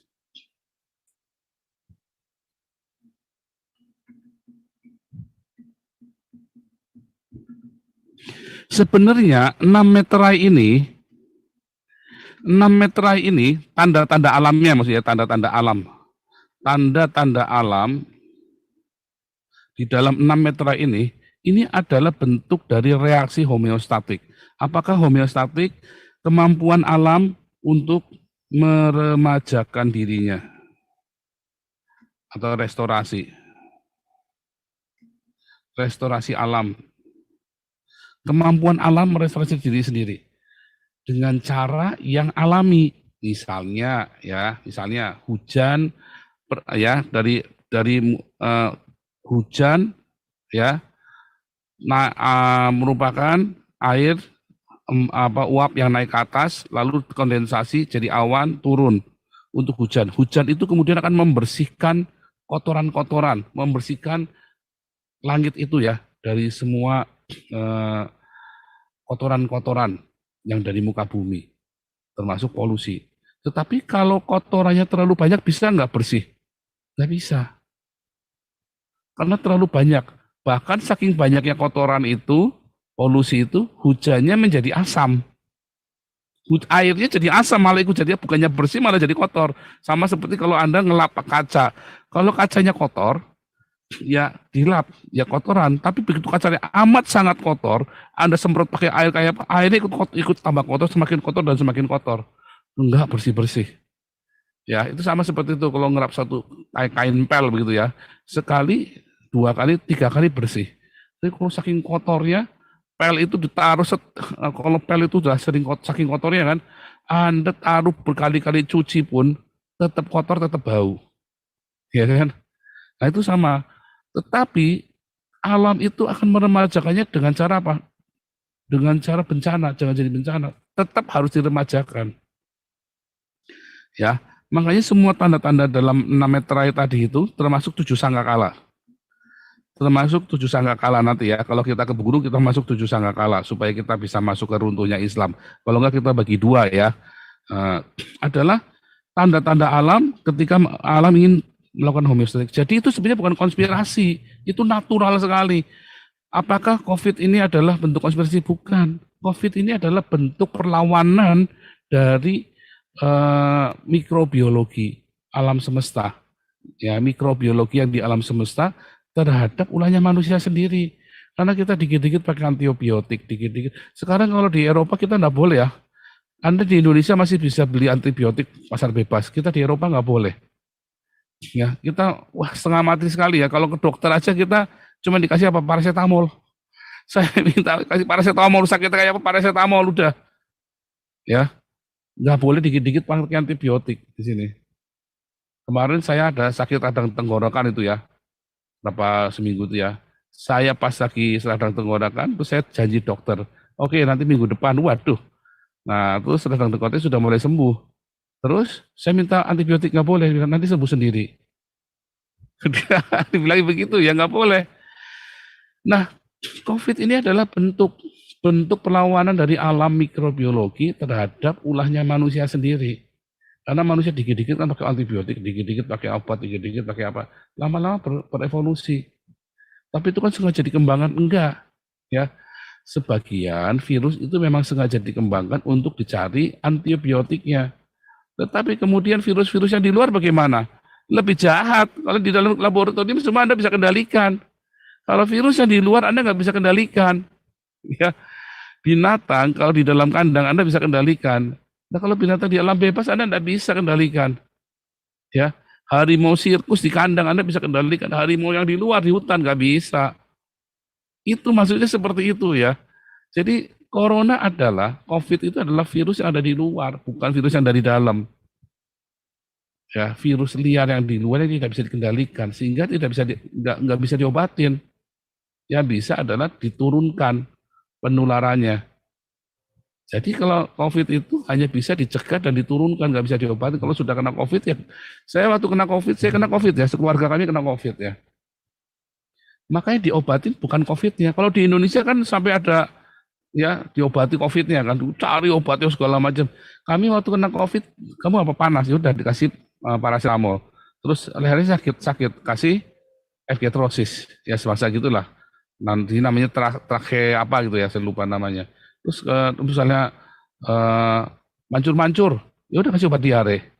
Itu simptomnya yang dikasih ya. Ini yang simptomnya. Jadi nggak ngejar, wah si virusnya disembuhkan. Oh enggak saudara. Makanya di sini penanganan COVID nggak ada gagal karena bukan COVID yang ditangani adalah simptomnya supaya kita bisa bertahan ya. Nah itu seperti itu. Saya bukan ahlinya ya. Nanti sudah dijelaskan bolak-balik oleh Dr. Medsos ya betapa bahayanya ketika kita menyembuhkan COVID. Yang disembuhkan COVID bukan simptomnya. Di Eropa pun yang disembuhkan adalah simptomnya. Nah jadi ketika ada beberapa penafsiran bahwa kuda putih ini adalah membawa busur, ya bau Bau itu bahasa aslinya itu racun, dia bilang gitu kan. Racun itu apa? Nah itulah vaksin. Lihat kuda putih. Dari itu suster-suster yang pakai, suster-suster sama dokter-dokter itu pakai putih semua tuh. Bukan, ya. Ketika kita pakai kita membaca meter 1, ya 1 Tesalonika 5 ayat 3, semua damai, aman. Lihat ya, kita buka ya. 1 Tesalonika 5 ayat 3. Apabila mereka mengatakan semuanya damai dan aman, maka tiba-tiba mereka ditimpa oleh kebinasaan. Aman, damai. Suatu ketika dunia itu akan damai. Di abad ke-21 ini, Anda lihat ya, Arab Saudi sudah berdamai. Negara-negara Arab semua sudah berdamai dengan Israel, kecuali Palestina aja masih ngeyel. Bukan Palestinanya, Hamasnya. Karena banyak orang Palestina yang mau jadi warga negara Israel aman-aman aja, baik-baik aja. Orang-orang Palestina yang kemudian dia mau merelakan diri, berintegrasi, dan mau jadi warga negara Israel, mereka mendapat hak yang sama loh. Ya, kan kita sudah tahu ya, banyak dari Ramsi dan segala macam ya. Secara politik mereka nggak apa-apa, tapi ada orang-orang yang nggak mau gabung sama Israel. Karena apa? Karena Al-Quran berkata solim, nah repot. Ya, repot. Karena Israel dianggap musuhnya Allah. Ya, karena isu agama. Ya, bodoh. Sementara seluruh bangsa-bangsa Arab, dari yang pertama Mesir ya, yang pertama kali mau berdamai dengan Israel itu Mesir, berapa puluh tahun yang lalu. Kemudian Yordania. Akhirnya seluruh negara-negara Arab. Iran belum mau. Jadi sekarang asal Anda tahu saja, Hamas itu didukung oleh Iran. Ya. Hamas itu didukung oleh Syiah. Kalau Anda pro Palestina, Anda sedang pro Syiah sebetulnya. Nah, itu ya orang-orang Indonesia, kalian orang-orang Islam, ya Hamas itu didukung oleh Syiah Iran. Ya, yang memberi persenjataan Hamas itu orang-orang Iran, dari Iran persenjataannya. Orang Lebanon yang suka nyerang Israel itu orang-orang Syiah. Ya. Nah, Anda lihat itu ya. Akan ada masa damai. Artinya apa? Nanti seluruh dunia akan berdamai dengan Israel. Ya, seluruh dunia itu akan berdamai dengan Israel. Di saat Yerusalem itu damai, maka seluruh dunia itu akan damai. Ya, dan Israel bisa membangun dan seluruh dunia bergantung sama Israel. Apanya? Dari segala macam aspek kehidupan, pengobatan, pendidikan, ilmu pengetahuan, apa saja semua, pertanian bergantung sama Israel, termasuk finance, karena Israel bangsa yang kecil menguasai 50% perekonomian dunia. Ya, Israel ini menguasai 50% perputaran uang di dunia hanya oleh orang-orang seperti George Soros, seperti siapa itu Mark Zuckerberg gitu ya. Orang-orang Yahudi ini yang menguasai. Ya, nah, dan dunia itu kan aman. Kenapa? Karena ada microchip, saudara. Karena ada microchip. Lupa pendukung ini dong, Freemason. Enggak ada, Freemason itu enggak ada apa-apanya. Freemason itu organisasi kecil, saudara. Ya, organisasi gereja Katolik itu lebih gede jauh lebih besar daripada Freemason. Ya, organisasi mafia Italia itu lebih gede daripada Freemason. Mafia triad Cina itu lebih gede daripada Freemason. Freemason itu hanya organisasi dagang kayak VOC, ya. Cuman itu ada di Inggris. Pedagang-pedagang kayu, mereka itu tukang kayu. Waktu resesi mereka bikin organisasi, jadilah Freemasonry. Dan di Freemasonry ini kemudian punya kode etik sendiri. Mereka masuk ke polisi, masuk kemana, ke lawyer segala macam. Dan itu hanya berlaku di Eropa. Di Indonesia itu katanya apa, David Supangat, bapak saya bekas ketua Freemason. Wah, iya, direkturnya Lion Rotary itu Freemason ya. Lion Rotary itu Freemason. Ya, apakah Anda menemukan ada yang tidak baik dari Lion Rotary Club itu? Itu banyak berbuat amal loh. Ya, Gilbert saja kalah amalnya, apa jangan sama Gilbert. Tidak ada satupun gereja di Indonesia yang perbuatan amalnya ya lebih dari Lion Rotary Club. Ya, gede loh. Apakah itu terus Anda mau membenci orang-orang seperti Freemason? Pak Paul kok belani? Saya tidak belani. Saya mau ngajak Anda kalau punya iman itu yang waras, yang sehat. Ya, jangan Anda percaya sama pendeta-pendeta gereja karismatik yang wah ini Freemason ini, ya apa namanya teori konspirasi. Mereka lihat aja kagak pernah. Anda tahu terus gereja setan. Apakah gereja setan lebih berbahaya dari Islam? Tidak ya. Islam itu lebih berbahaya. Coba saya mau tanya Anda di Indonesia, pernah nggak gereja setan bunuh orang? Satu saja Anda tunjukkan. Tanya itu sama si Mongol stres, orang stres itu kan. Si Mongol itu orang stres itu. Pernah nggak gereja setan bunuh orang di Indonesia? Nggak pernah. Orang Islam sudah berapa juta yang dibunuh sama orang Islam? Gara-gara Allah Akbar. 3 juta orang PKI dan ada ribuan gereja ditutup oleh orang Islam. Ya, Anda pikirannya loh. Ada berapa banyak yang dibunuh sama gereja setan di Amerika? Loh itu Pak yang penembakan itu gereja setan. Bohong. Itu orang stres, saudara. Karena di sana orang boleh bawa senjata, dipegangi senjata yang bunuh sama saja. Anda ada orang edan di pinggir jalan kasih pentungan. Semua orang akan dipentung, saudara. Bedanya ini meganya senjata api, semua orang ditembak. Yang benar adalah ya berlakukan, nggak boleh bawa senjata api. Ya, itu yang benar. Jadi kacau sekali. Ya cara Anda beriman itu nggak pakai logika. Sehingga Anda takut dengan Freemason, dengan gereja setan. Anda tanya di Amerika, lebih banyak korbannya Islam apa lebih banyak korbannya gereja setan? Lebih banyak korbannya Islam, saudara. Di seluruh dunia dari masa ke masa, lebih banyak korbannya gereja setan apa lebih banyak korbannya Islam? Lebih banyak korbannya Islam. Dari hari pertama Islam lahir saja zaman Muhammad, ya 1.000 orang dibunuh sama Muhammad. 1.000 orang dibunuh. Muhammad itu ngasih makan umatnya itu dengan cara ngerampok, saudara. Muhammad yang disembah-sembah, dikagumi oleh orang Islam itu ngasih makan umatnya dengan cara ngerampok. Ya. Jadi kalau Anda lebih takut sama konspirasi gereja setan daripada sama Islam, saya nggak tahu Anda sedang berpikir apa.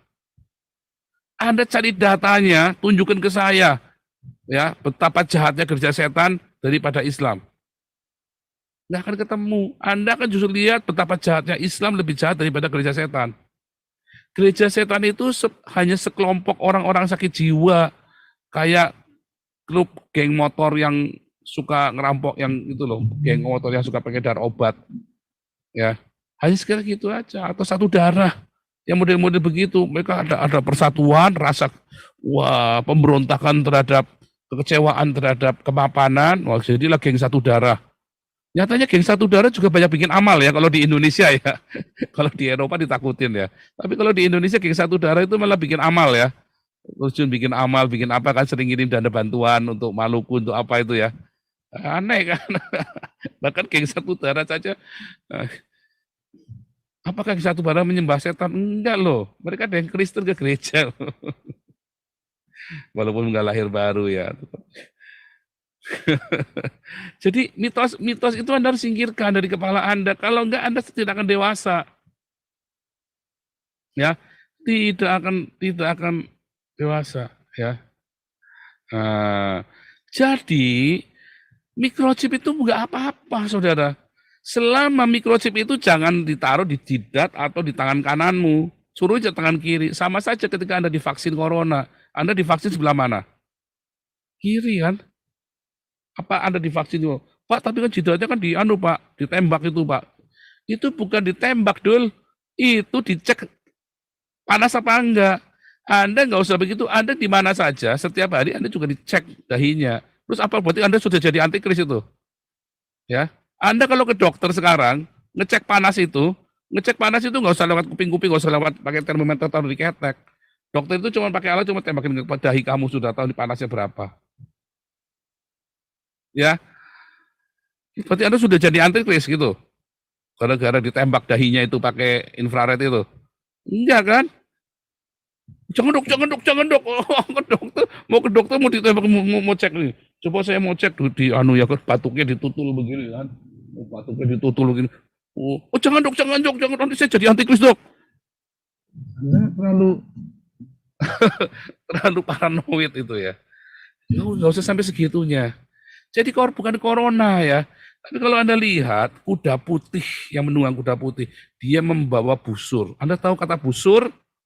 Di dalam Kejadian ayat 6 dengan bahasa yang sama, busurku kutaruh kawan, bahasanya sama ya, bahasa Yunani dalam Septuaginta. Ya, itu artinya pelangi. Di zaman itu nanti ketika seluruh dunia akan damai, ya metera yang pertama seluruh dunia akan damai. Satu, Yerusalem akan damai. Sudah nggak diganggu lagi. Ya. Dan akan lihat, akan damai. Nanti lihat ya, begitu Yerusalem, patokannya Yerusalem. Begitu Yerusalem damai, udah nggak ada perang lagi, orang-orang Hamas ini udah nggak resek lagi, ya. Terus nanti mulai ada microchip. Kenapa harus pakai microchip? Karena itu adalah teknologi pengobatan, adalah teknologi keuangan, adalah teknologi di dalam sains yang paling luar biasa. Semua hidup Anda akan mudah terdeteksi. Makanya nggak ada orang miskin lagi nanti. Satu mata uang di seluruh dunia. Wah bahaya itu. Enggak bahaya. Malah nggak ada inflasi, nggak ada deflasi. Karena tidak ada perbandingan negara satu dengan negara lain. Satu mata uang. Uang itu lintas, ya, lintas negara, kayak apa namanya, cryptocurrency itu kan lintas negara.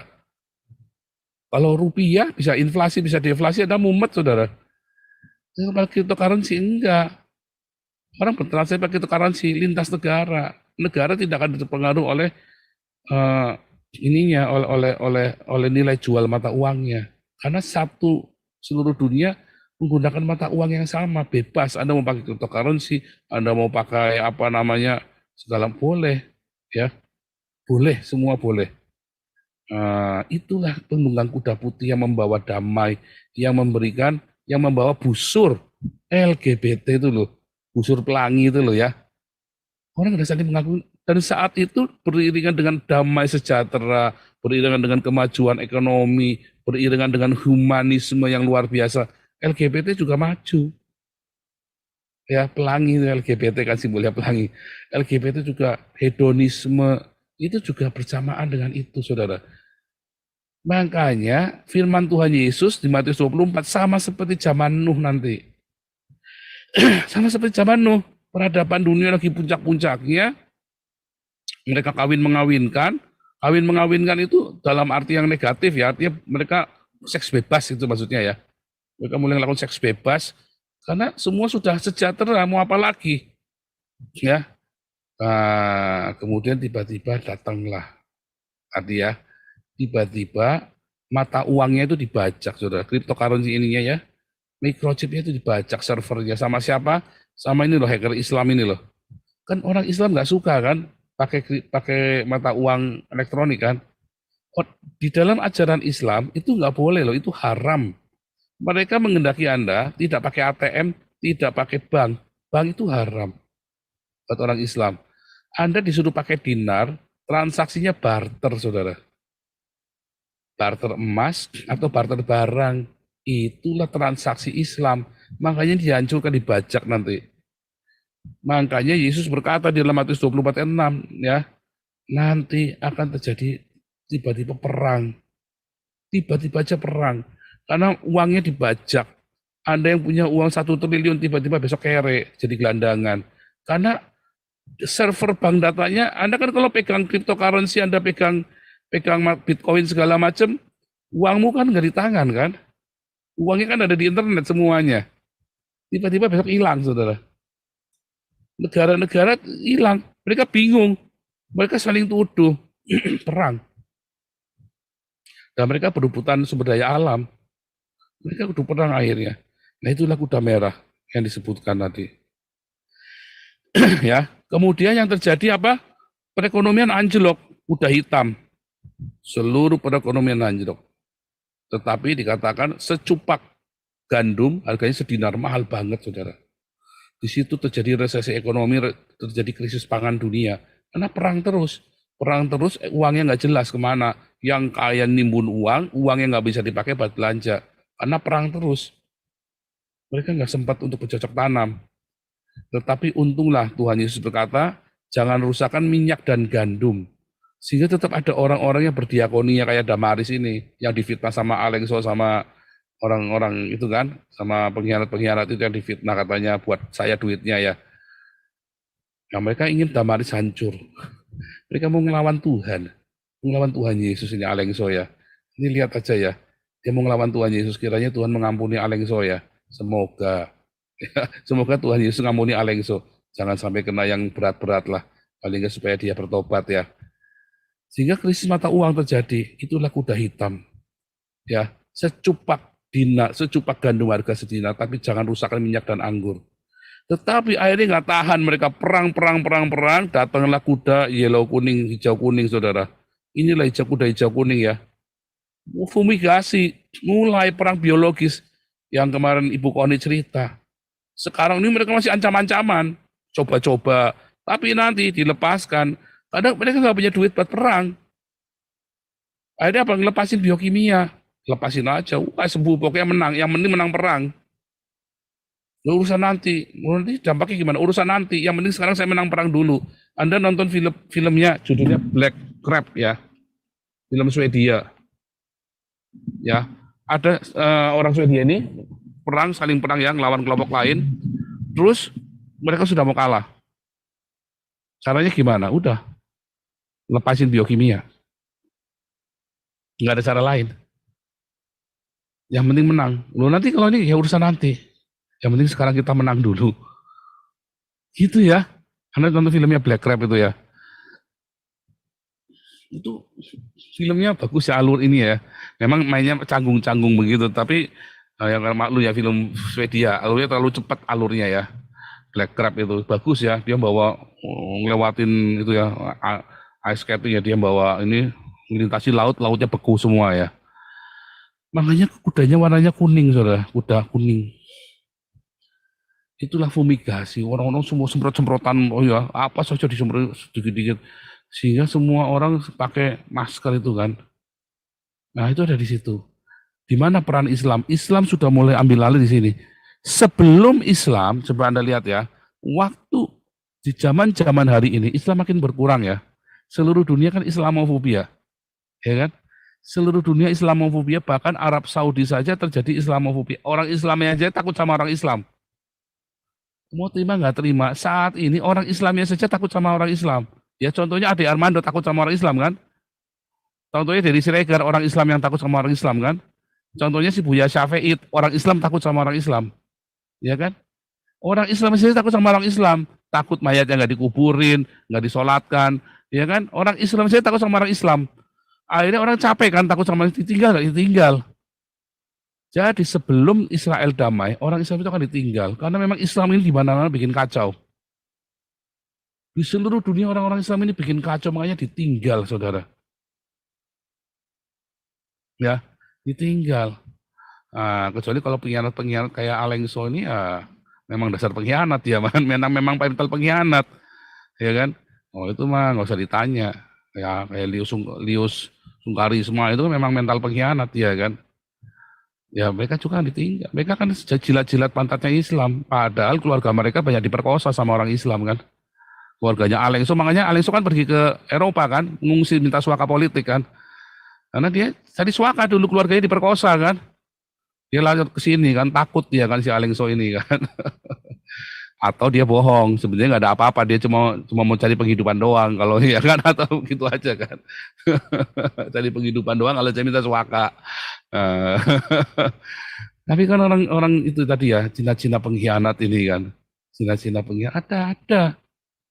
Ya yang merapat-rapat ke Islam, bongkar-bongkar temennya sendiri, padahal nggak ada buktinya, cuma ngomong-ngomong saja. Yang diomongkan Alengso ada buktinya nggak? Nggak pernah ada satupun. Kalau ada buktinya saya jilat pantatnya Alengso saat tai-tainya sama kremi-kreminya. Kalau ada buktinya. Oh, cuma ngomong mah gampang. Kayak saya ngomong tadi ya, Alengso itu pindah dari Cirebon ke Belanda karena keluarganya ada diperkosa. Saya kan ngomong aja bisa kan? Semua kan bisa kan kalau cuma ngomong aja kan? Ya, entah anaknya atau ibunya Alengso diperkosa itu sama orang Islam itu. Ya kan? Kalau cuma ngomong kan gampang kan? Kalau cuma ngomong itu gampang banget, saudara. Nah, yang penting ada buktinya enggak? Ada buktinya enggak si Alengso kalau saya itu ambil duitnya Damaris atau ada duitnya Damaris yang disetor ke saya? Tadi saya geli, Ibu Ketua tadi sama Rudi Yohanes ya. Katanya diomel-omelin si Julius, ketakutan si Juliusnya ya. Rudi Yohanes dapat konten baru tuh si Rudi Yohanes itu. Ya, itu masih bagus ya, cuman diomelin aja ya. Itu kalau ngomong itu ya, nah itu tadi orang-orang ngomong nggak pakai bukti, ya orang-orang semua itu ya. Nah kalau saya ngomong selalu pakai bukti, tak tunjukkan ini loh buktinya, ya kan? Nah beda kalau tadi ceritanya Alengso, saya kan cerita, nah, kemungkinan Alengso datang kemari karena anaknya diperkosa atau apanya diperkosa atau istrinya atau ibunya diperkosa. Buktinya ya nggak tahu, pokoknya saya kalau ngomong kan kasih tahu. Kalau cuman ngomong itu gampang. Sama kayak Alengso, cuman ngomong itu gampang. Kalau cuman ngomong itu gampang, membuktikannya itu. Makanya kalau Alengso bisa membuktikan, saya jilat mata Alengso, tai-tainya saya keremi-kereminya. Kalau bisa membuktikan. Kalau Alengso tidak bisa membuktikan, biarlah Tuhan yang menjadi hakim antara Damaris dengan Alengso. Antara saya dengan Alengso. Kan begitu kan. Kalau saya laporkan bisa nggak? Bisa, pencemaran nama baik. Tetapi itu bukan gayanya saya. Kalau zaman dulu Alengso bukan cuma tak lapor, sudah selesai, sudah walahu alam kalau zaman dulu. Tapi kita kan sekarang sudah ditebus oleh Tuhan Yesus. Ya, ya. Ini ada yang nanya, buktinya apa? Arab Islamofobia. Oh banyak buktinya. Ya, sudah jelas. Makanya di seluruh Arab sekarang ditangkepin, ustadz-ustadznya ditangkepin semua. Ya, nih. Raja Arab Pangeran Arab, ulama Arab ditangkap, banyak ditangkap dan dipenjara. Oh, 6 ulama pemerintah kembali menangkap ini ya. 6 ulama ditangkap pemerintah Arab Saudi. Pemerintah Arab Saudi kembali menangkap ulama. Ulama dipenjara karena protes kebijakan. Kriminalisasi ulama Arab Saudi. Kenapa Saudi tangkap 2 ulama ternama Arab Saudi menangkapi imam-imam. Ulama Arab Saudi fintah. Isinya ulama-ulama Arab ditangkap semua ya. Ditangkap semua karena memang di Arab Saudi sini terjadi Islamofobia. Ya, saya kalau ngomong itu selalu ada bukti. Tahu nggak? Nggak ada saya ngomong nggak ada bukti. Ya, kecuali saya lagi mau nyindir orang. Ya. Ya, ulama-ulama Saudi. Makanya ulama-ulama Saudi itu banyak lari ke Indonesia. Hati-hati kalian orang Indonesia.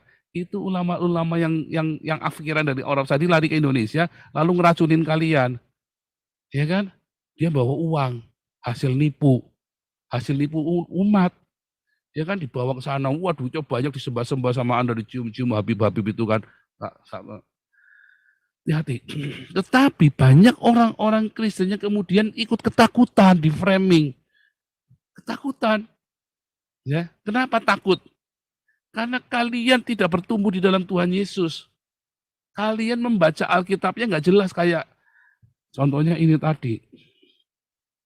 Ya. Takut disuntik vaksin. Saya bingung kalau Anda takut divaksin ya. Saya bersyukur saya disuntik ya, saya bebas bergerak kemana saja. Saya kalau apa-apa nggak pusing. Teman-teman saya nggak divaksin pada stres ya. Aduh nanti gini, aduh nanti dipersulit. Kalau saya divaksin saja nggak stres. Emang kenapa kalau divaksin? Bagus kan? Saya vaksin polio, vaksin tetanus. Dulu waktu kecil vaksin apa saja ya. Anak saya waktu kecil vaksin rubella, vaksin DPT. Banyak anak saya kena vaksin ya, dari kecil sampai 5 tahun divaksin. Termasuk rubella kita bayar 200.000 waktu itu ya. Si Wesley itu umur sama si Miracle. Miracle itu malah dapat vaksin lagi, vaksin ini ya, yang buat apa namanya, kan saya lupa ya, yang kanker rahim itu loh. Di Eropa sini anak-anak remaja ini ya, divaksin ya, yang kanker rahim itu saya lupa namanya. Nah, itu divaksin. Terus kenapa ada corona Anda takut divaksin? Nah, Anda tidak takut divaksin polio segala macam, Anda memang takut divaksin polio. Simpel kan? Tapi itu divaksin itu tanda di dahi dan di tangan. Nah itu, Anda baca Alkitabnya juga ngawur. Orang-orang Kristen baca Alkitabnya apa? Dikasih tanda, bukan dilaserin. Dikasih tanda itu, nah lihat nih ya, dikasih tanda itu ini nih. Nah itu dikasih tanda itu loh. Tangannya dan dahinya ditato. Ditato jumlah bilangan namanya. Apa bilangannya siapa? Bilangannya Islam. La ilaha lolo, Muhammad lolo. Itu jumlahnya 666. Kemarin sudah kita ya bilangan antikris. Nanti Anda cari video saya bilangan antikris. Nanti akan ditanda begitu. Jadi di meterai kelima, saudara, ya darah para martir. Tuhan Yesus berkata dalam Matius 24 juga ya, nanti kamu akan diserahkan. Ya, kamu akan dibenci. Ya, kenapa? Kenapa harus diberi tanda begini? Karena Anda harus bertransaksi. Ya.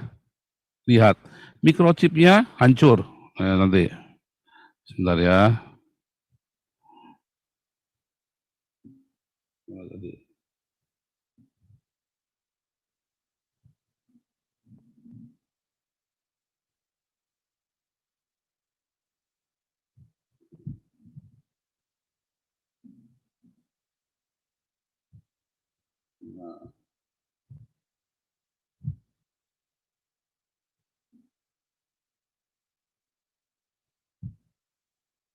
Lihat ya.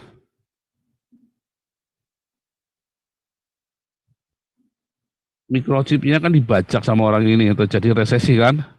Lalu akhirnya mereka saking perang nggak habis-habis, kalap. Perang yang paling murah, Ibu Koni kemarin ya, kasih tahu, perang yang paling murah bukan perang nuklir, saudara, bukan perang pakai pistol, perang paling murah pakai biokimia, ya kan? Akhirnya kacau semua, akhirnya seluruh dunia kacau, nggak punya uang, akhirnya mereka cuma bisa barter. Lalu siapa yang mau ngatur barternya? Lalu hukumnya siapa yang pakai hukumnya siapa? Seluruh dunia kacau, lintas negara sudah tidak jelas.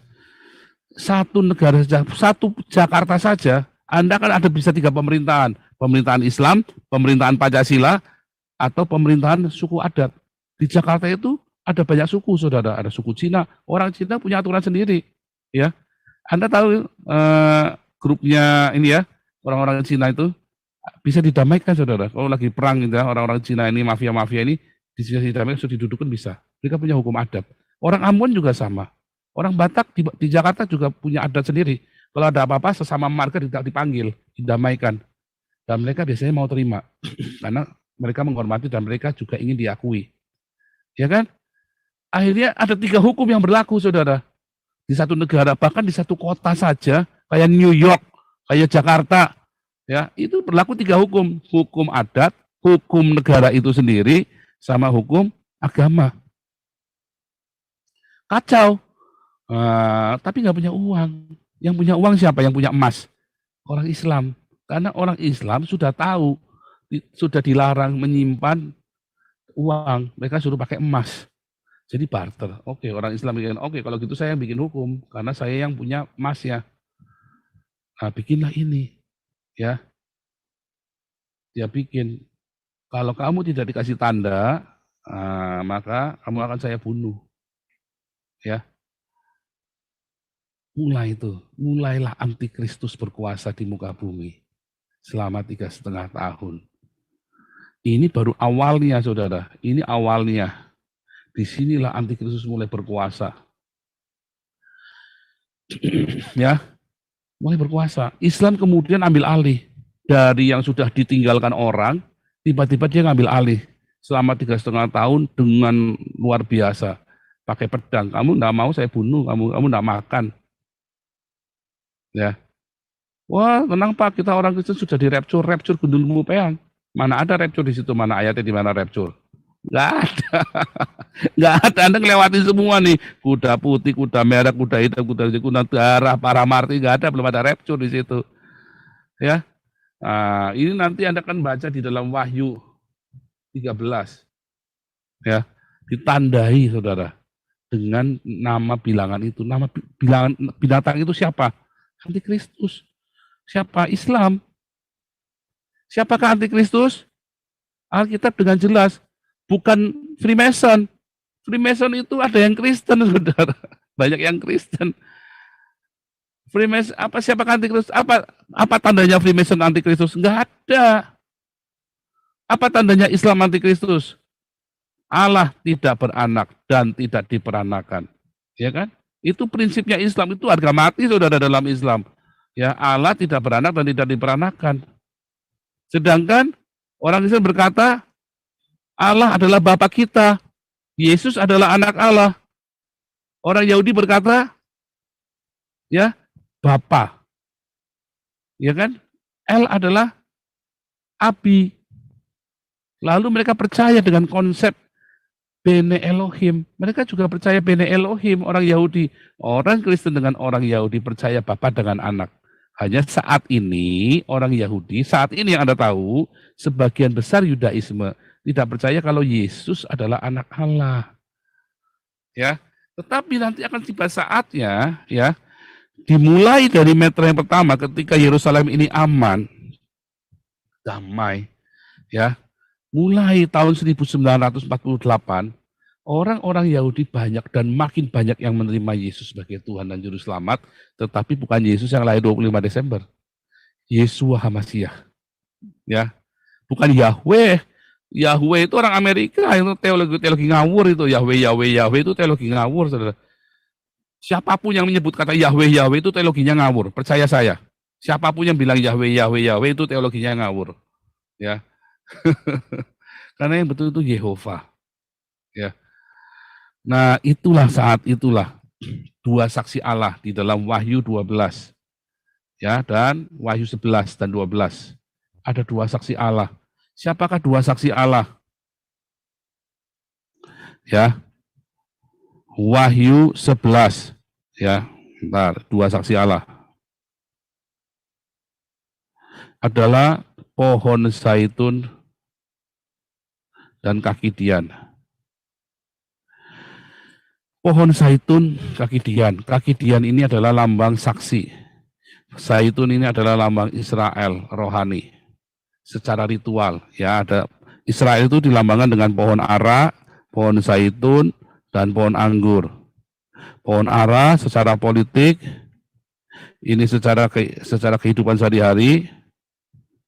Zaitun ini secara ritual keagamaan. Ya, Wahyu 11 berkata dua saksi Allah adalah pohon zaitun dan kaki dian. Zakaria 11 berkata, siapakah pohon zaitun? Dialah kaki dian. Dialah dua saksi Allah. Ya, Roma 11. Ya. Roma 11 ayat 24. Ini Wahyu 11 ayat 4, Zakaria 11 ayat 14, Roma 11 ayat 24. Israel itu pohon zaitun yang asli, orang Kristen adalah pohon zaitun yang dicangkokkan. Jadi siapakah dua saksi Allah? Dua saksi adalah orang Yahudi dan orang Kristen. Wahyu 11, Wahyu 12, ya, ayat yang terakhir ya berkata, itulah orang yang punya the commandment of God, yang punya perintah Allah, yaitu Torah dan kesaksian Yesus Kristus, orang Kristen. Iblis itu mengejar orang yang punya, nah kita buka ya.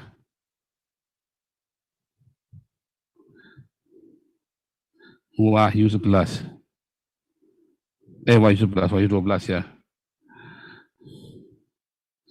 Maka marahlah naga itu, ayat yang ke-17 ya, Wahyu 11 ayat 17. Maka marahlah naga itu kepada perempuan itu, lalu pergi memerangi keturunan yang lain yang menuruti hukum-hukum Allah. Hukum Allah itu apa? Torah kan?